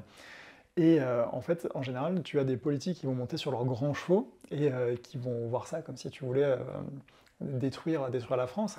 Alors qu'en fait, c'est des transitions qui ont eu lieu très souvent au niveau économique. Il y a eu des transitions sur des moyens de communication, sur des moyens de se déplacer, sur la production énergétique et autres. En fait, c'est la vie normale de l'économie qui est des secteurs entiers de l'économie qui soient transformés et transformés en d'autres. Donc en fait, aujourd'hui, les éleveurs pourraient complètement être accompagnés, comme les mines de charbon auraient pu être beaucoup mieux accompagnées à l'époque, par exemple. Oui, donc en fait, c'est ça, on cache tout ça sous le tapis, et on ne sait pas trop quand est-ce que ça va péter, mais on sait qu'à un moment donné, ça va péter, et du coup, là, tout le monde... là, on retarde au maximum, voilà, mais sans s'atteler vraiment à la... Sans s'atteler à la tâche. Il y avait... Pareil, régulièrement, ce qui se passe, c'est que les éleveurs de porc en Bretagne peuvent avoir des gros déficits de trésorerie de temps en temps au gré des crises, au gré du prix de la viande de porc qui est sur des marchés très fluctuants, etc. Et régulièrement, les éleveurs de porc font appel au gouvernement en leur disant écoutez, on a des trous dans la trésorerie de 200 millions, 300 millions, 400 millions, aidez-nous. Et le gouvernement fait un chèque. Donc, je résume, mais à peine. Et du coup, pareil, est-ce que tu imagines si les producteurs de steaks végétaux appellent le gouvernement en disant écoutez, on est dans le rouge de 400 millions, aidez-nous, est-ce que tu penses que ça se passerait pareil? Pas vraiment. Surtout au niveau de même juste la somme, t'imagines la somme qui pourrait être utilisée, c'est inimaginable. Oui, si un producteur d'alternatives végétales avait un trou même de 1 million, on ne l'aimerait pas, donc 400 encore moins. Et du coup, tu as une volonté de maintenir l'élevage un peu quoi qu'il en coûte. C'est ça, hein. Et c'est ça. Alors que c'est même pas optimal en termes de production de protéines et de calories. Ah oui, c'est néfaste sur tous les points. Donc, au lieu de prévoir en fait un peu, de penser pas à court terme, genre vraiment juste là sur nos quelques années, mais vraiment plusieurs dizaines d'années, et de dire bon ok, ce serait peut-être bien qu'on s'y mette aussi parce que ça pourrait gagner à tout le monde, les gens qui y travaillent, qui sont du coup les mains dedans et que la vie est pas forcément facile, de les aider à se reconvertir dès maintenant, tu vois, parce qu'ils devront se reconvertir. Oui, voilà, et du coup ce sera vraiment une rupture parce que là ce sera du jour au lendemain, comme dans certaines entreprises qui doivent fermer parce que, je pense notamment les usines d'automobiles, ça peut-être rien à voir, mais que du jour au lendemain, en fait ça ferme. Typiquement, tu as le passage pour l'automobile du thermique à l'électrique. Soit ça se fait dans l'anarchie la plus complète avec des destructions partout, soit ça s'accompagne avec des transferts de subventions, avec de l'accompagnement, du soutien technique, avec ton gouvernement qui va t'ouvrir des marchés à l'étranger et tout. soit c'est bien géré, Ouais. en gros, soit c'est mal géré. Et pour l'élevage, c'est clairement mal géré. Hein. Donc, mais tu vois, la question s'est posée pareil sur les nitrites qui sont dans les jambons, où aujourd'hui, en gros, on estime que les nitrites causent la mort de 4000 personnes par cancer par an en France, dans la charcuterie. Et bon, bah, du coup, il y a des grands médecins qui luttent contre le cancer, qui alertent régulièrement là-dessus dans les médias, etc. Mais on maintient quand même les nitrites dans la charcuterie parce qu'on est prêt à tout pour ne pas toucher l'industrie de la viande et pour pas la bouleverser et pour pas en fait l'amener à faire les transformations qui sont nécessaires. Et du coup, pareil en termes de double standard, parce qu'en fait c'est ça, hein, la question de végétaliser, c'est la question du double standard. C'est, imagine s'il y a un simili carné, imagine s'il y a un steak végétal, tuer 4000 personnes par an en France, combien de temps tu penses qu'il faudrait pour que le steak soit interdit? Quelques minutes, vraiment... quelques heures si on est large. Et du coup, tu t'aperçois qu'en fait, il y a vraiment un traitement différencié entre les personnes qui souhaitent maintenir la viande et ceux qui veulent en sortir. Et les différents produits qui sont proposés. C'est parce que c'est eux qui ont le pouvoir, encore une fois, ça reste un peu comme ça. Ça reste une question de pouvoir, soit économique, mais il y a quand même du coup une idéologie derrière. Oui. Donc pour ça que ça, c'est un terme qui rentre dans les médias progressivement ces dernières années, mais du coup l'idéologie spéciste qui postule la supériorité de l'humain sur tous les autres animaux et qui hiérarchise également les animaux entre eux, en fait irrigue tellement toute la pensée du fait qu'on reste au sommet de la chaîne alimentaire. Donc voilà, c'est un bien grand mot. Donc, pareil, alors en plus on n'est pas vraiment au sommet de la chaîne alimentaire non plus. Et puis surtout, si on veut faire un mini aparté sur la chaîne alimentaire, alors, je ne vais pas durer très longtemps parce que ça peut nous emmener assez loin, mais en fait la chaîne alimentaire c'est plus un constat qu'autre chose. C'est-à-dire que c'est pas ta place dans la chaîne alimentaire qui va déterminer ton alimentation. C'est ton alimentation qui va déterminer ta place dans la chaîne alimentaire, et du coup tu peux tout à fait te déplacer dans la chaîne alimentaire. Donc toi tu es végane, moi je suis végane, on s'est déplacé dans la chaîne alimentaire comparé à un autre humain qui va manger lui de la viande 3 fois par jour par exemple. Et on s'aperçoit que dans le règne animal, il y a beaucoup d'animaux qui se déplacent régulièrement dans la chaîne alimentaire. L'été et l'hiver, ils ne mangent pas forcément la même chose, ils se déplacent dans la chaîne alimentaire. Lors de migration, lors de leur étape de vie, c'est-à-dire que par exemple des oiseaux qui vont être au milieu de leur vie vont pouvoir manger plus d'insectes, mais en vieillissant ils vont incorporer plus de végétaux parce qu'ils vont chasser moins bien.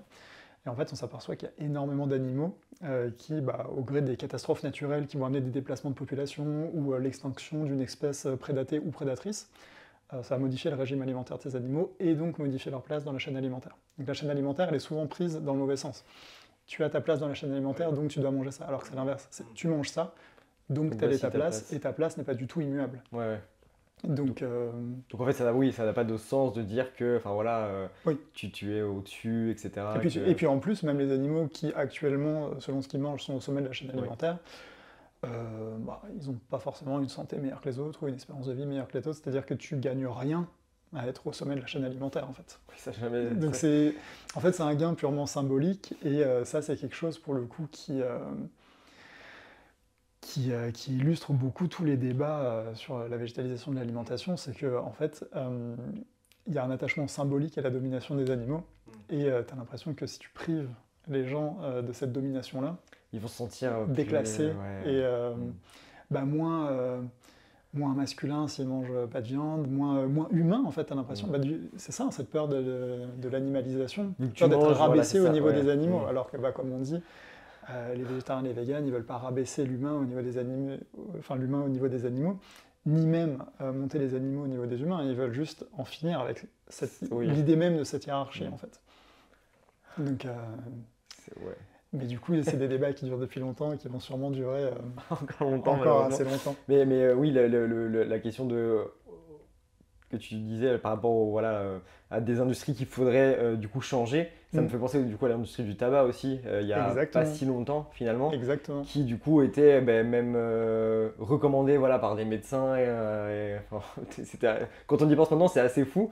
Quand tu refais toute l'histoire, en effet, du début de la consommation de masse jusqu'à l'interdiction de fumer dans des lieux publics, Et au final, ça a été assez vite. Hein. Ouais. Ça a été assez vite. Ça n'a pas duré 5 siècles. Ni Oui, 10 siècles. comme ici, Donc, oui, c'est vrai. ouais. Donc on a peut-être encore le temps avant de voir, enfin de pouvoir espérer que. Mais ça montre aussi que c'est possible, hein, parce que pareil, je m'étais repenché sur les sondages qui avaient été faits quelques années en France avant l'interdiction de fumer dans les lieux publics. Est-ce que tu as l'année de cette interdiction? Alors, je ne l'ai plus. Ok. Je ne l'ai pas en tête, mais je sais que quelques années avant cette interdiction, c'était impensable. Oui, bah oui. C'était impensable. Évidemment. Donc les gens avaient compris que... Enfin, en fait, ça a été interdit progressivement. C'est-à-dire qu'au début, il y a eu l'interdiction de fumer dans les avions, Oui. puis l'interdiction de fumer dans les hôpitaux, puis etc. Parce qu'avant, on pouvait fumer dans les hôpitaux. Ouais.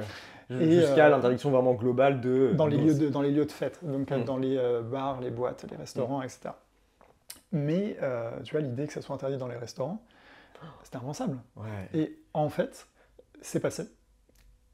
Et en fait, il y a eu vraiment un basculement énorme, c'est-à-dire que les sondages quelques années avant et les sondages quelques années après donnaient des résultats complètement opposés.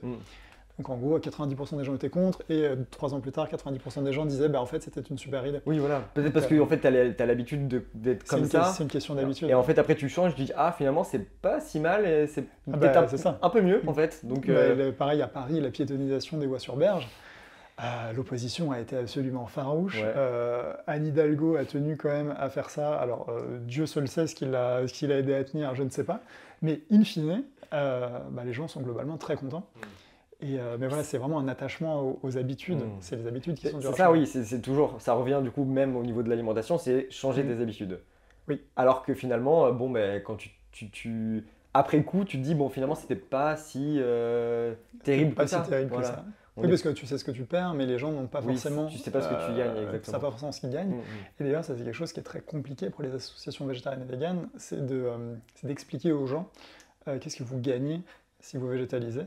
Et si tu vois quelqu'un en lui disant que tu vas gagner le fait qu'un cochon ne soit plus gazé dans un abattoir à 300 km, en fait, c'est une idée qui est très compliquée à intégrer. Parce que déjà, la personne n'a pas envie de savoir que les cochons sont gazés, donc elle n'a pas envie d'avoir cette information, et elle n'a pas envie de réfléchir à partir de cette information. En fait, cette information, toi, tu lui dis que ça n'arrivera plus, alors qu'en fait, cette information n'est déjà pas dans sa tête.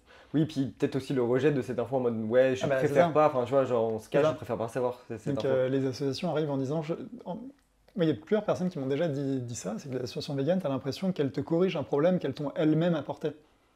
Donc c'est-à-dire que toi, tu as oublier l'existence des abattoirs. Oui, il n'y a pas de problème. Il n'y a pas de problème. Voilà, c'est ça. Il n'y a pas de problème. Et les assos véganes, elles arrivent, elles te rajoutent le problème des abattoirs en te proposant une solution à ce problème-là qu'elles t'ont elles-mêmes rajouté. Alors que toi, tu avais tes œillères, tu étais très bien.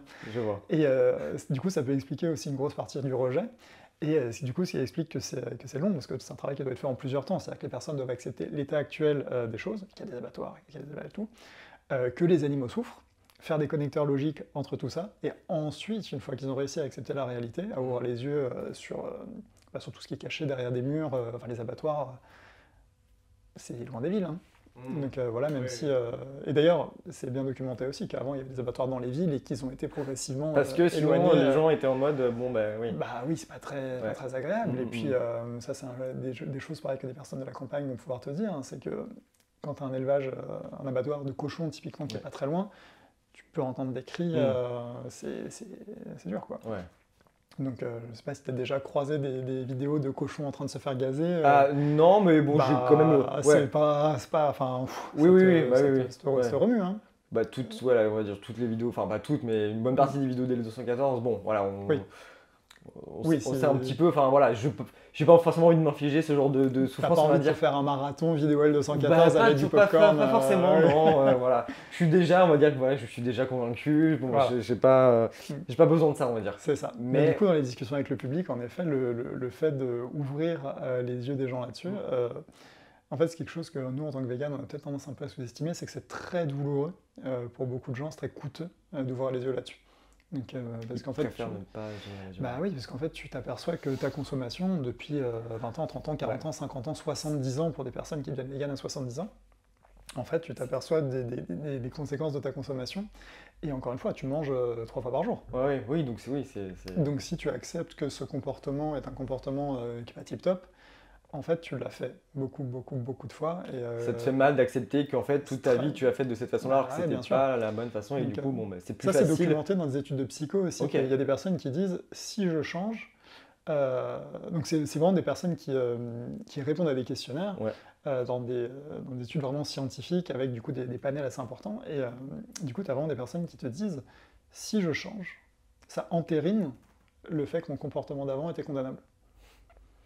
Et du coup, changer me coûte trop cher.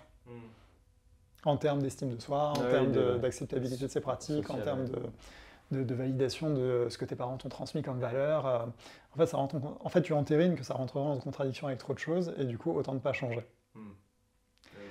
Et du coup, c'est pour ça aussi que la question végétarienne-végane est autant sur le terrain intellectuel, parce que tu as une dimension psychologique assez importante. Donc, Ouais, mais bon, c'est du coup assez difficile quand même. Ouais. Est-ce que tu as d'autres moments clés historiques à nous partager au niveau de la place du véganisme plus globalement? Ouais, il y a quelques petites dates que je Ouais. m'étais notées, et ces dates que je trouve un peu intéressantes, dont j'aime bien parler, parce que ça Ouais. donne des points de repère, ça replace un peu le mouvement pour la cause animale dans l'histoire. Parce que c'est vrai que bon, des fois, plus trop maintenant, mais je pense qu'il y a quelques années, on disait oui, c'est un effet de mode, ça va passer, c'est voilà, c'est arrêter avec tout ça, Oui. ça vient juste c'est un nouveau mouvement, voilà, donc arrêter avec tout ça. Alors que bon, bah, quand on s'y plonge comme tu l'as si bien fait, on se rend compte que non, ça n'a rien d'une mode et que finalement c'est très très ancien.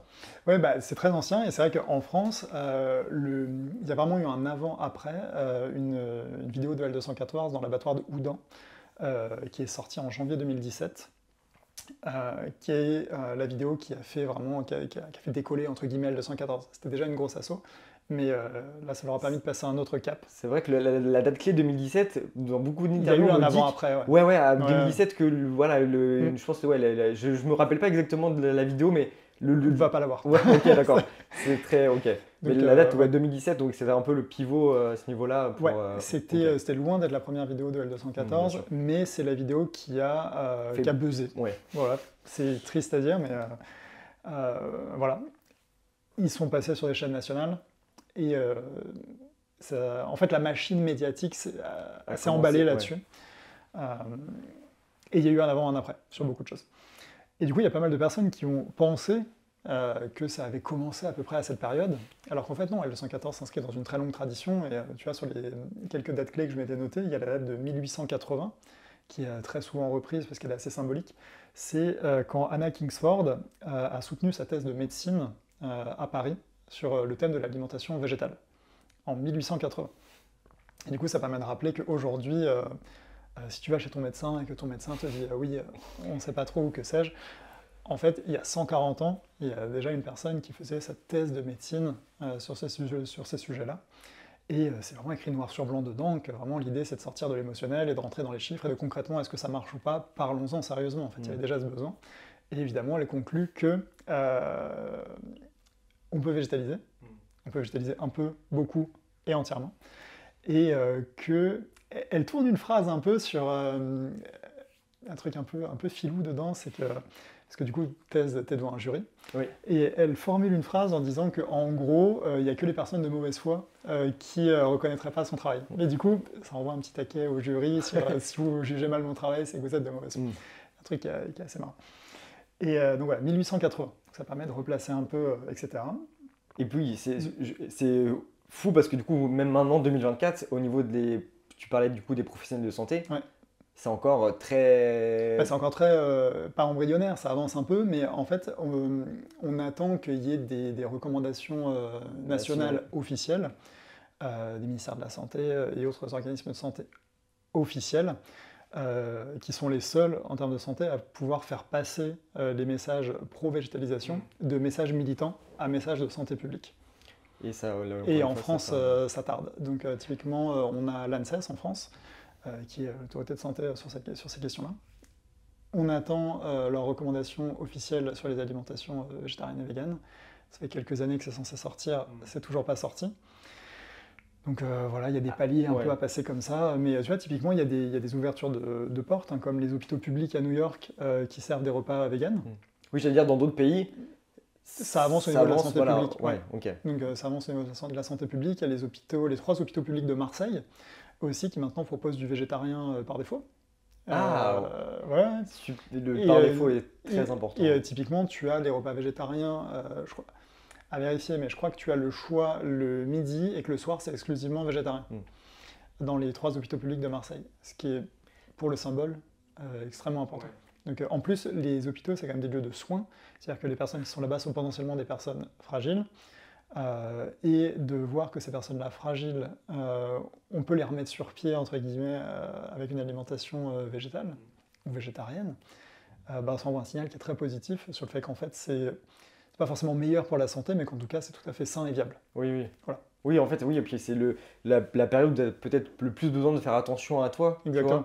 Et donc, quand on te sert voilà, des produits animaux. Ça casse le lien entre viande et santé, en fait. Ouais. T'es obligé d'avoir de la viande pour avoir la santé. Ça, c'est très important. Et puis d'ailleurs, du coup, en parlant de viande, il y a l'année 1896 que j'avais noté aussi, c'est la commercialisation du nutose, donc le premier simili carne, la première alternative végétale au steak, qui a été commercialisé aux États-Unis par le docteur John Kellogg, qui est le fondateur de la marque Kellogg's, qu'on connaît bien aujourd'hui, et avec vraiment cette volonté. Donc, il servait ça dans un hôpital à la base, un hôpital qui était détenu par l'église adventiste du 7e jour, qui est des congrégations très puissantes aux États-Unis. Encore aujourd'hui, ils ont plusieurs centaines d'hôpitaux et ils sont végétariens. C'est dans le. Enfin, c'est pas une règle, mais voilà, d'être végétarien dans le. Alors, je ne suis pas un expert de haut aujourd'hui, mais en tout cas, ça fait partie des règles globales suivies. Alors, donc c'est pas forcément, je ne pourrais pas dire à quel point c'est une obligation ou pas, bien sûr, oui, mais en tout cas, c'est favorisé. C'est plus que favorisé même. Et, les études de cohorte qu'on a, donc c'est-à-dire les suivis de population sur le temps long de personnes végétariennes et véganes, historiquement, c'est des personnes qui sont membres de l'église adventiste du 7e jour. Donc, vu que c'est des personnes végétariennes et véganes depuis longtemps.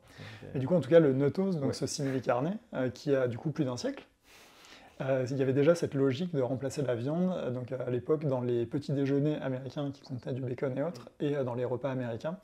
Et c'était marqué noir sur blanc comme grâce au nutose, vous pouvez conserver votre repas américain traditionnel, mais avec des avantages sur les maladies cardiovasculaires. Donc l'aspect santé était mis en avant. L'aspect santé était mis en avant. Et ça ressemblait à quoi? Est-ce que tu sais un peu ce que c'était comme Oui, alors du coup c'était une préparation où l'ingrédient principal c'était du beurre de cacahuète. Donc des Américains. Hein. Et on juge pas, mais quand même un peu. Et du coup, c'était en boîte de conserve, donc tu faisais sortir le produit de ta boîte de conserve, tu coupais en tranches. On a des photos du produit. C'est vrai que je retrouve et ça. Je t'enverrai ça. Tu vois que c'était le début. Oui. On se cherchait. On se cherchait, mais la volonté était déjà là. Et d'ailleurs, au tout début, tu parlais de me demander comment j'avais fait au niveau pratico-pratique. Oui. En fait, tu vois, la volonté est là depuis longtemps, mais il a fallu faciliter la vie des végétariens et des véganes, avec des produits qui au début étaient franchement pas super et qui évoluent vers, ils ressemblent de plus en plus à la viande et au poisson au niveau gustatif, au niveau texture, au niveau apport nutritionnel, pour justement permettre aux gens de continuer à manger comme avant, mais avec moins d'externalités négatives sur l'environnement et les animaux. Ça débunk là, t'as un petit peu débunké du coup l'idée reçue de, enfin pas une idée reçue mais plutôt une critique de en fait voilà vous êtes vegan mais vous mangez des trucs qui ressemblent à de la viande. Ah oui. Et là tu viens du coup juste Bah oui, et puis ça c'est quelque chose qui pareil, tu vois, un peu comme quand on parlait tout à l'heure d'accompagner les éleveurs sur leur transition, du fait qu'en fait il y a eu des centaines d'industries avant qui sont passées par là. Le fait qu'il y ait des produits qui ressemblent à la viande, en fait, pareil, il y a des centaines d'industries qui sont passées par là. Et tu as sur les appellations steak végétal, saucisse végétale, il y a une liste d'exemples infinis de produits qui fonctionnent sur le même principe. Le téléphone portable, qui est un téléphone mais portable. Le steak végétal, qui est un steak mais végétal. Le courrier électronique, qui est un courrier mais électronique. La guitare électrique, qui est une guitare mais électrique. En fait, tu as toujours ce même mécanisme de tu reprends le mot initial et tu rajoutes le descriptif, le changement de version. Quelle est la nouveauté qui est ajoutée à ça? Et du coup, tu as une liste qui est absolument infinie. Et bon, tu as le livre électronique, qui est un livre, mais électronique. Et du coup, il n'y a que sur le steak végétal qu'il y a une telle réticence et une telle... Alors que oui, c'est aussi pour, bah, du coup, ça, comme tu parlais des éleveurs, pour accompagner, là aussi, c'est pour accompagner, tu vois, la transition du régime, on va dire, plutôt omnivore à une faciliter cette transition. Et donc, c'est pas forcément pour des raisons qu'on n'aime pas la viande qu'on arrête d'en manger. Exactement, c'est surtout parce qu'on aime la viande, mais qu'on n'aime pas tuer d'animaux, qu'on propose ces produits. Et j'en reparlais récemment avec le sociologue Éric Berloez, qui me parlait de commensalité. Donc la commensalité, c'est le fait de partager un repas commun ensemble. La commensalité. Ok. Donc on a un mot en français pour ça. D'accord. Le fait de partager, d'être autour de la table, ensemble, et de partager un repas. Donc, je ne connaissais pas. et du coup, ces alternatives végétales permettent de conserver cette commensalité et de continuer à partager le même repas que les autres, au même moment que les autres, au même endroit que les autres. Sans avoir une assiette trop différente. Voilà. Sans avoir les regards peut-être que tu as eu à l'époque. C'est ça. Donc les véganes, plutôt que de les mettre sur une petite table à part au fond de la pièce avec leur petite assiette dédiée, non, ils peuvent manger un barbecue vegan comme les autres, etc. Et moi j'ai des souvenirs de barbecue avec des amis où à un moment j'avais le dos tourné 5 minutes et on m'avait mangé mes merguez. Donc oui. Alors ça coûte cher, on n'en trouve pas partout. Et en plus quand on en a, tout le monde veut goûter parce que en fait sinon c'est alors pour le coup justement, c'est que tout le monde n'était pas au courant qu'il y avait des merguez carnées et des merguez végétales. Et les personnes qui s'étaient servies sur le barbecue parce que les merguez étaient cuites et les avaient mangées, elles faisaient partie du groupe de personnes qui n'étaient pas au courant. Parce que c'est des amis d'amis qui ne me connaissaient pas moi directement. Du coup, ils n'étaient pas au courant que c'est du végétal et évidemment, ils ont vu que du feu.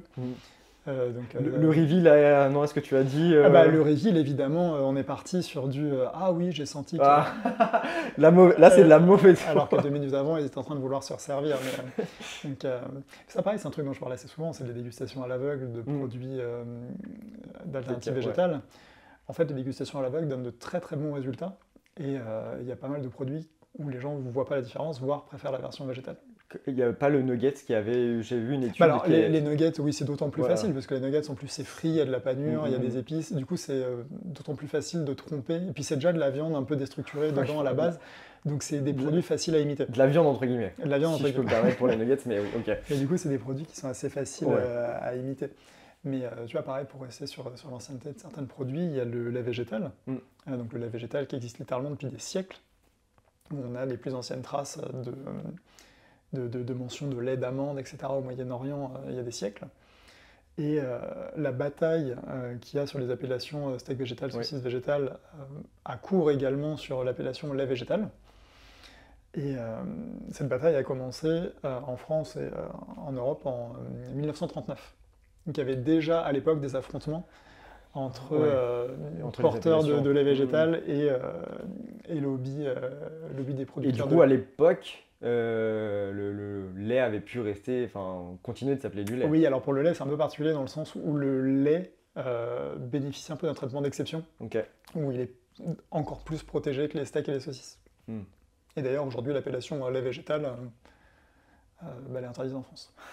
Donc, alors je crois qu'il y a 2 exceptions, je crois que c'est pour le lait de soja, qui peut continuer à s'appeler lait végétal, et je crois qu'il y a un truc aussi avec le lait d'amande à vérifier, mais le lait bénéficie encore d'un régime d'exception où il est particulièrement bien protégé par les lobbies du lait. C'est ça. Si je devais te donner une dernière date qui peut être intéressante au niveau historique, c'est l'année 1988. C'est l'année où l'Association américaine de diététique a donné ses recommandations sur les alimentations végétariennes et végétaliennes. Il y a les deux. Et du coup, donc, cette grosse association de professionnels de santé américaine, qui structure un peu toutes ces questions nutritionnelles aux États-Unis, a conclu qu'il n'y avait pas de problème à végétaliser à partir du moment où c'était bien planifié. Donc en gros, si vous ne faites pas n'importe quoi, c'est entièrement possible et viable. Donc ça, c'était en 1988, et c'était la première fois qu'il y avait un organisme institutionnel qui s'engageait publiquement noir sur blanc, qui engageait sa crédibilité, sa réputation et son savoir. Donc en gros, ça sortait des mains des associations pour rentrer dans le domaine plus de la santé publique. Ça a permis d'ouvrir des portes. Et aujourd'hui, on a beaucoup de pays du monde qui produisent des recommandations alimentaires et qui intègrent progressivement des recommandations sur les alimentations végétales. Donc voilà, ça progresse lentement. Mais sûr. voilà, mais c'est fou que depuis du coup 1988, il n'y ait pas eu, enfin voilà, ça, tout le monde s'est pas emparé du sujet en mode ah bon bah ok, si c'est validé, on fonce, tu vois. Non, c'est même, bah, c'est même maintenant où c'est encore un peu justement, bon, c'est là où il y a timide. beaucoup d'hypocrisie, c'est qu'en fait les pays travaillent leurs recommandations alimentaires chacun dans leur coin. C'est-à-dire que mais tu pas peux... Voilà, donc tu peux avoir par exemple des choses qui sont reconnues comme totalement viables et bonnes en France et totalement à éviter en Allemagne. Ouais. Alors qu'il y a des gens qui habitent à 500 mètres l'un de l'autre, de part et d'autre de la frontière, et il y en a, c'est oui, manger du soja quand vous êtes enfant, et l'autre, c'est non, éviter le soja. Alors qu'ils sont à 500 mètres et qu'ils vont faire leurs courses dans le même magasin. Oui. Et, de ne pas mettre en commun tout le savoir en fait acquis. Exactement, donc il y a des convergences un peu progressives entre certains groupes de pays, mais tu vois, toi qui as passé un peu de temps en Nouvelle-Zélande, la Nouvelle-Zélande, typiquement, c'est un pays qui a des recommandations assez anciennes sur les alimentations végétales, qui est très progressiste sur ce thème-là. Et en France, on est plutôt en retard. Donc, mais typiquement, tu as les recommandations anglaises, pareil, sont très favorables au végétalisme chez les enfants. Où ils disent, bon, bah, faites attention à la vitamine B12, et puis après, vous avez des recommandations en vitamine A et autres, mais à partir du moment où vous suivez les recommandations, ça va. Oui, c'est surtout ça. Pour l'enfant, c'est bien pensé, du coup, à la vitamine B12, même dès le plus jeune âge, pour avoir fait, du coup, voilà. Mais du coup, c'est dédramatisé dans le sens où tu as une alimentation différente, et donc tu as des sources d'apport en nutriments différentes. Donc tu as une espèce de cœur de recommandations nutritionnelles qui est même pour tous. Ne pas manger que des chips et du coca. Et ensuite, tu vas avoir des recommandations dédiées pour les sportifs, pour les végétaliens ou autres. Mais c'est pas dramatique, c'est-à-dire que tu vas avoir quelques règles en plus ou en moins à suivre, mais à partir du moment où tu les suis, ça va. Oui, adapté à toi. Voilà. Alors qu'en France, le débat est encore très, très crispé sur ces questions, et il y a toujours systématiquement cette question de la dangerosité qui est ramenée, et qui fait peur à beaucoup de couples sur la question d'avoir des enfants ou de végétaliser. Et du coup, en fait, ça empêche d'évoluer sainement sur la question. Exactement, ça empêche en fait de ne pas avoir ces recommandations-là, ça empêche les gens d'avancer sereinement, si tu n'as pas le soutien évidemment de ton médecin, voilà, au de niveau l'État, national, exactement.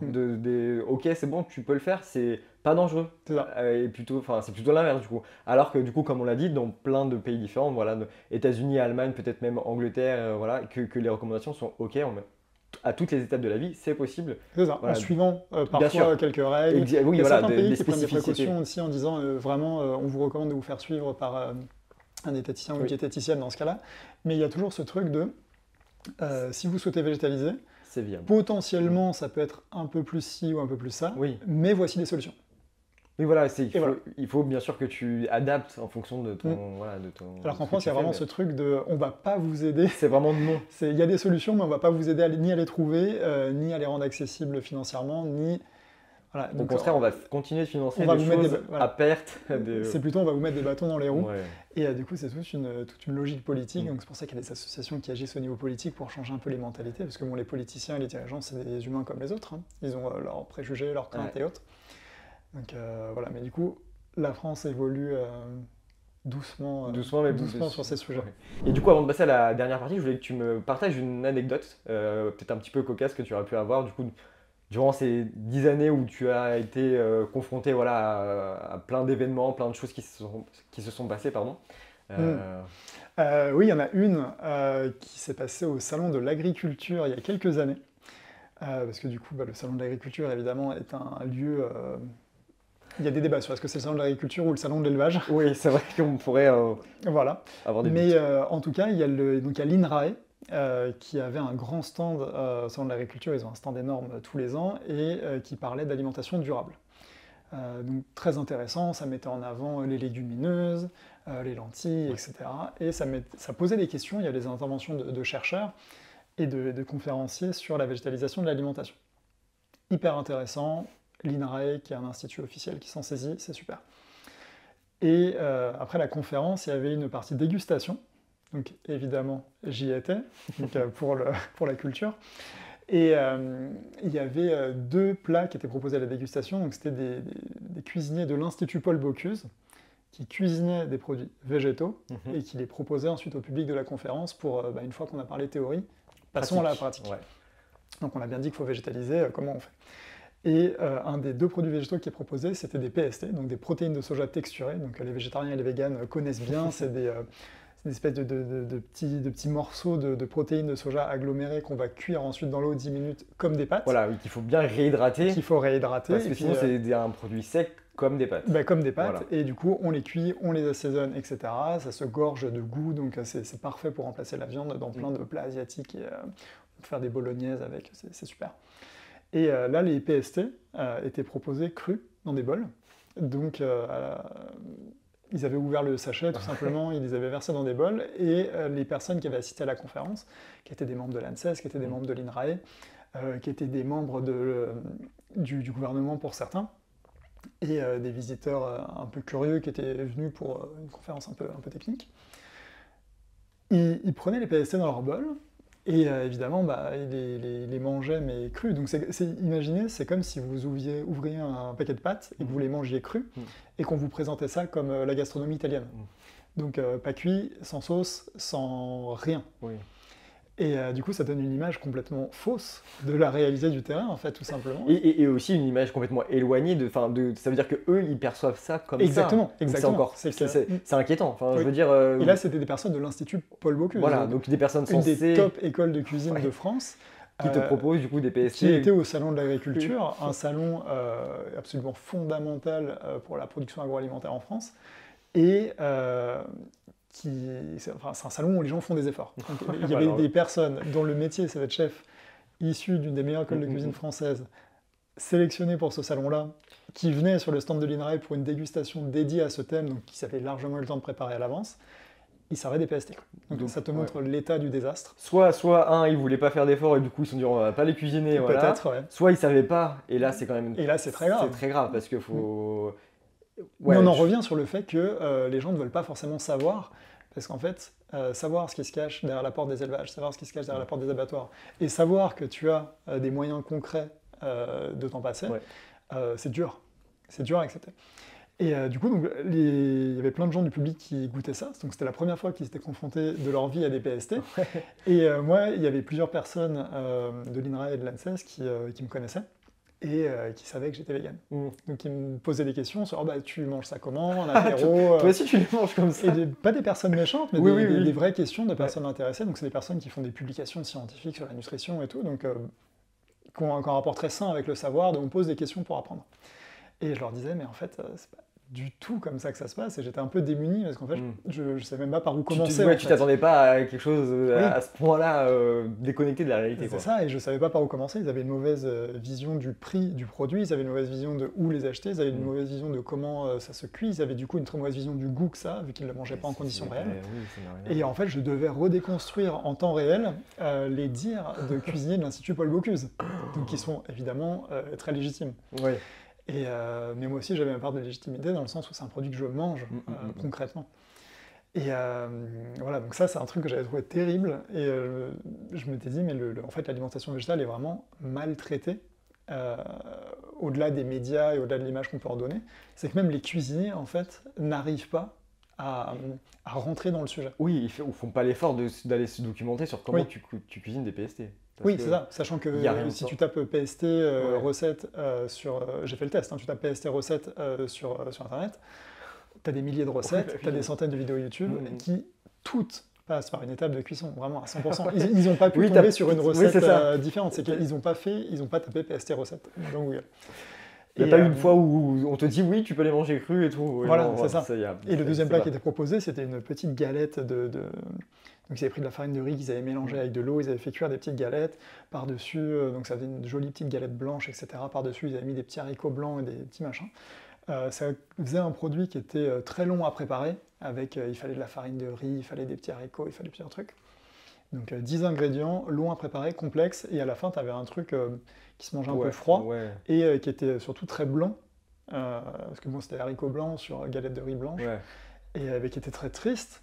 Et du coup, pareil, ça donnait une image de l'alimentation végétale comme c'est loin à préparer, c'est fade, c'est pauvre en couleur, c'est pauvre en goût.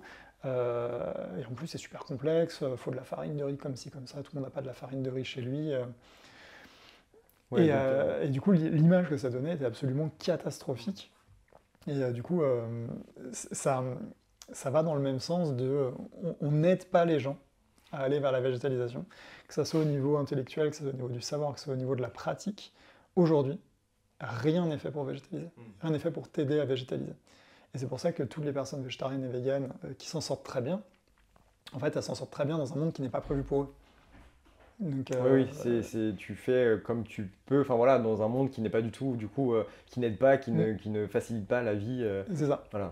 Donc, Et du coup, ça c'est intéressant aussi sur les études sur la santé. Quand il y a deux populations, une population végane et une population non végane, qui sont étudiées, et qu'on s'aperçoit que par exemple une population végane vont avoir un peu plus ils vont manquer un peu de nutriments sur tel ou tel aspect ou autre.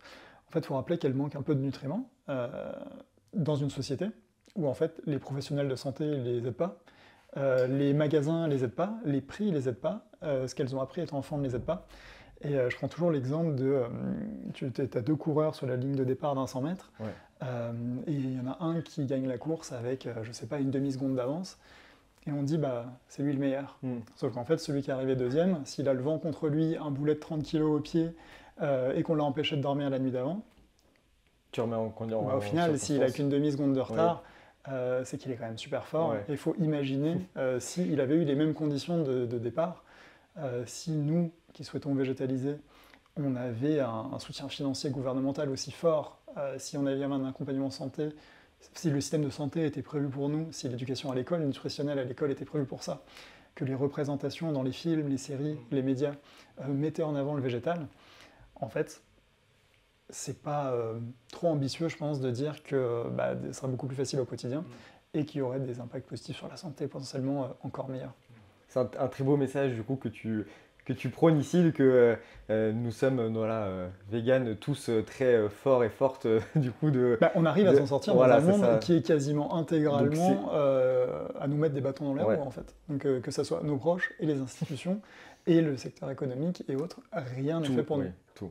Donc, faut imaginer les gens qui ont été les pionniers du déplacement en vélo en ville, quand il n'y avait pas de piste cyclable, quand rien. Et du coup, pareil, on leur disait oui, t'arrives un peu plus tard au boulot, mais en fait, j'arrive juste un peu plus tard au boulot alors que j'ai eu 1000 obstacles et toi zéro. Imagine si c'était l'inverse. Et du coup, moi, je me prends souvent à imaginer, et si c'était l'inverse et que tout était prévu pour les véganes, ça serait un autre monde. Un autre monde.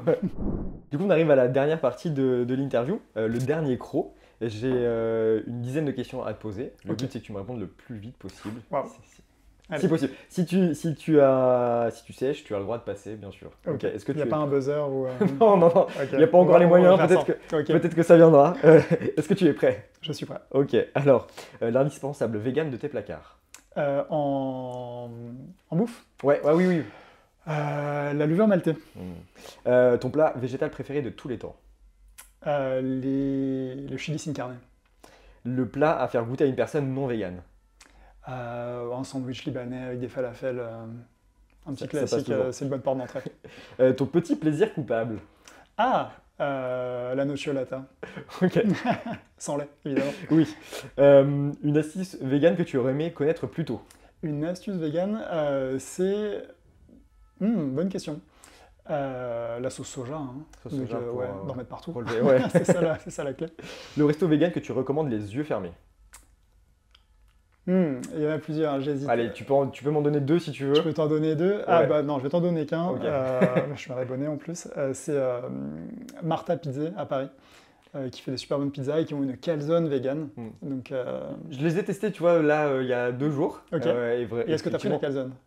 Non, j'ai pas pris la calzone, mais j'ai pris les d'autres. Parce que du coup, ils proposent une sélection de pizzas vegan. Et est-ce que tu as pris un dessert là-bas? Non plus. Non, c'était à remporter, donc j'ai pas. Écoute, on y retournera ensemble parce que tu as la calzone vegan avec du jambon la vie dedans, qui est merveilleuse.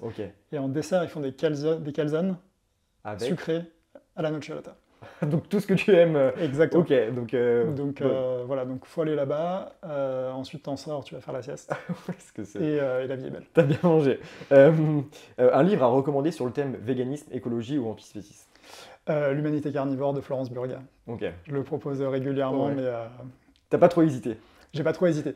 Ça, c'est un gros pavé, mais sinon, si je devais en proposer un autre, ça serait Solidarité animale de Axel Pley-Housebois et Yves Bonardel, qui est pour le coup une très très bonne introduction théorique à toutes ces questions. Ok. La personne qui devrait venir s'asseoir à ta place pour me partager son parcours.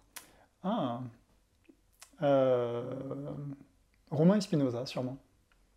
Ok, qui est? Tu peux. Qui est chercheur au CNRS Ok. et qui du coup qui est très engagé côté recherche sur ces questions et faire rentrer le- le- le thème de l'animal dans la recherche. Ok. Parce que du coup, pour te le faire très rapidement, l'économie, la recherche en économie cherche à maximiser le bonheur des individus. Voilà. Et la question, c'est qui sont les individus. Donc actuellement, depuis de tout temps, la recherche économique s'est concentrée sur les individus humains. Et du coup, Romain Espinosa, ce qu'il cherche à faire à travers sa recherche, c'est d'inclure les animaux dans Oui, dans la cette recherche économique, Ok. donc qui inclurait du coup le bonheur et le malheur des animaux, pour essayer de construire une société qui soit pas seulement orientée vers la maximisation du bonheur humain, mais la maximisation du bonheur de tous les êtres sentients. Et dernière question, qu'est-ce que tu aimerais que les gens retiennent de notre échange?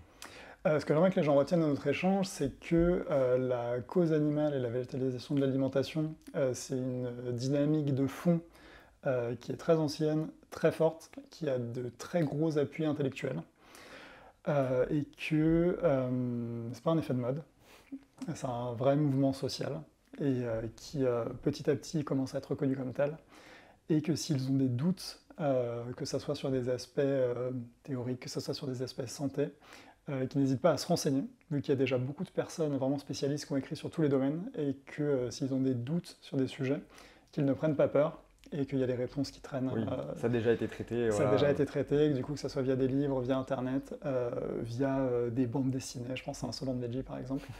Il y a plein de manières différentes, plein de points d'entrée, plein de points d'entrée différents sur tous les aspects de la connaissance, et qu'il y a de quoi se rassurer et avancer sereinement pour un monde plus juste pour les humains et les animaux. Ok, super, merci beaucoup. Où est-ce qu'on peut te retrouver? On peut me retrouver sur tous les réseaux sociaux, que ce soit Twitter un peu moins maintenant, mais que ce soit Instagram, Thread, Blue Sky, Facebook, LinkedIn aussi. Ouais. Ok, ça marche. Écoute, merci beaucoup pour Merci à toi. toutes ces connaissances que tu as, qui sont vraiment très intéressantes pardon, et voilà, d'avoir eu un aperçu plus global du coup et historique du véganisme. C'est quand même voilà, de replacer un peu de contexte dans tout ça. Merci beaucoup Florimond. Merci à toi. À bientôt. À bientôt.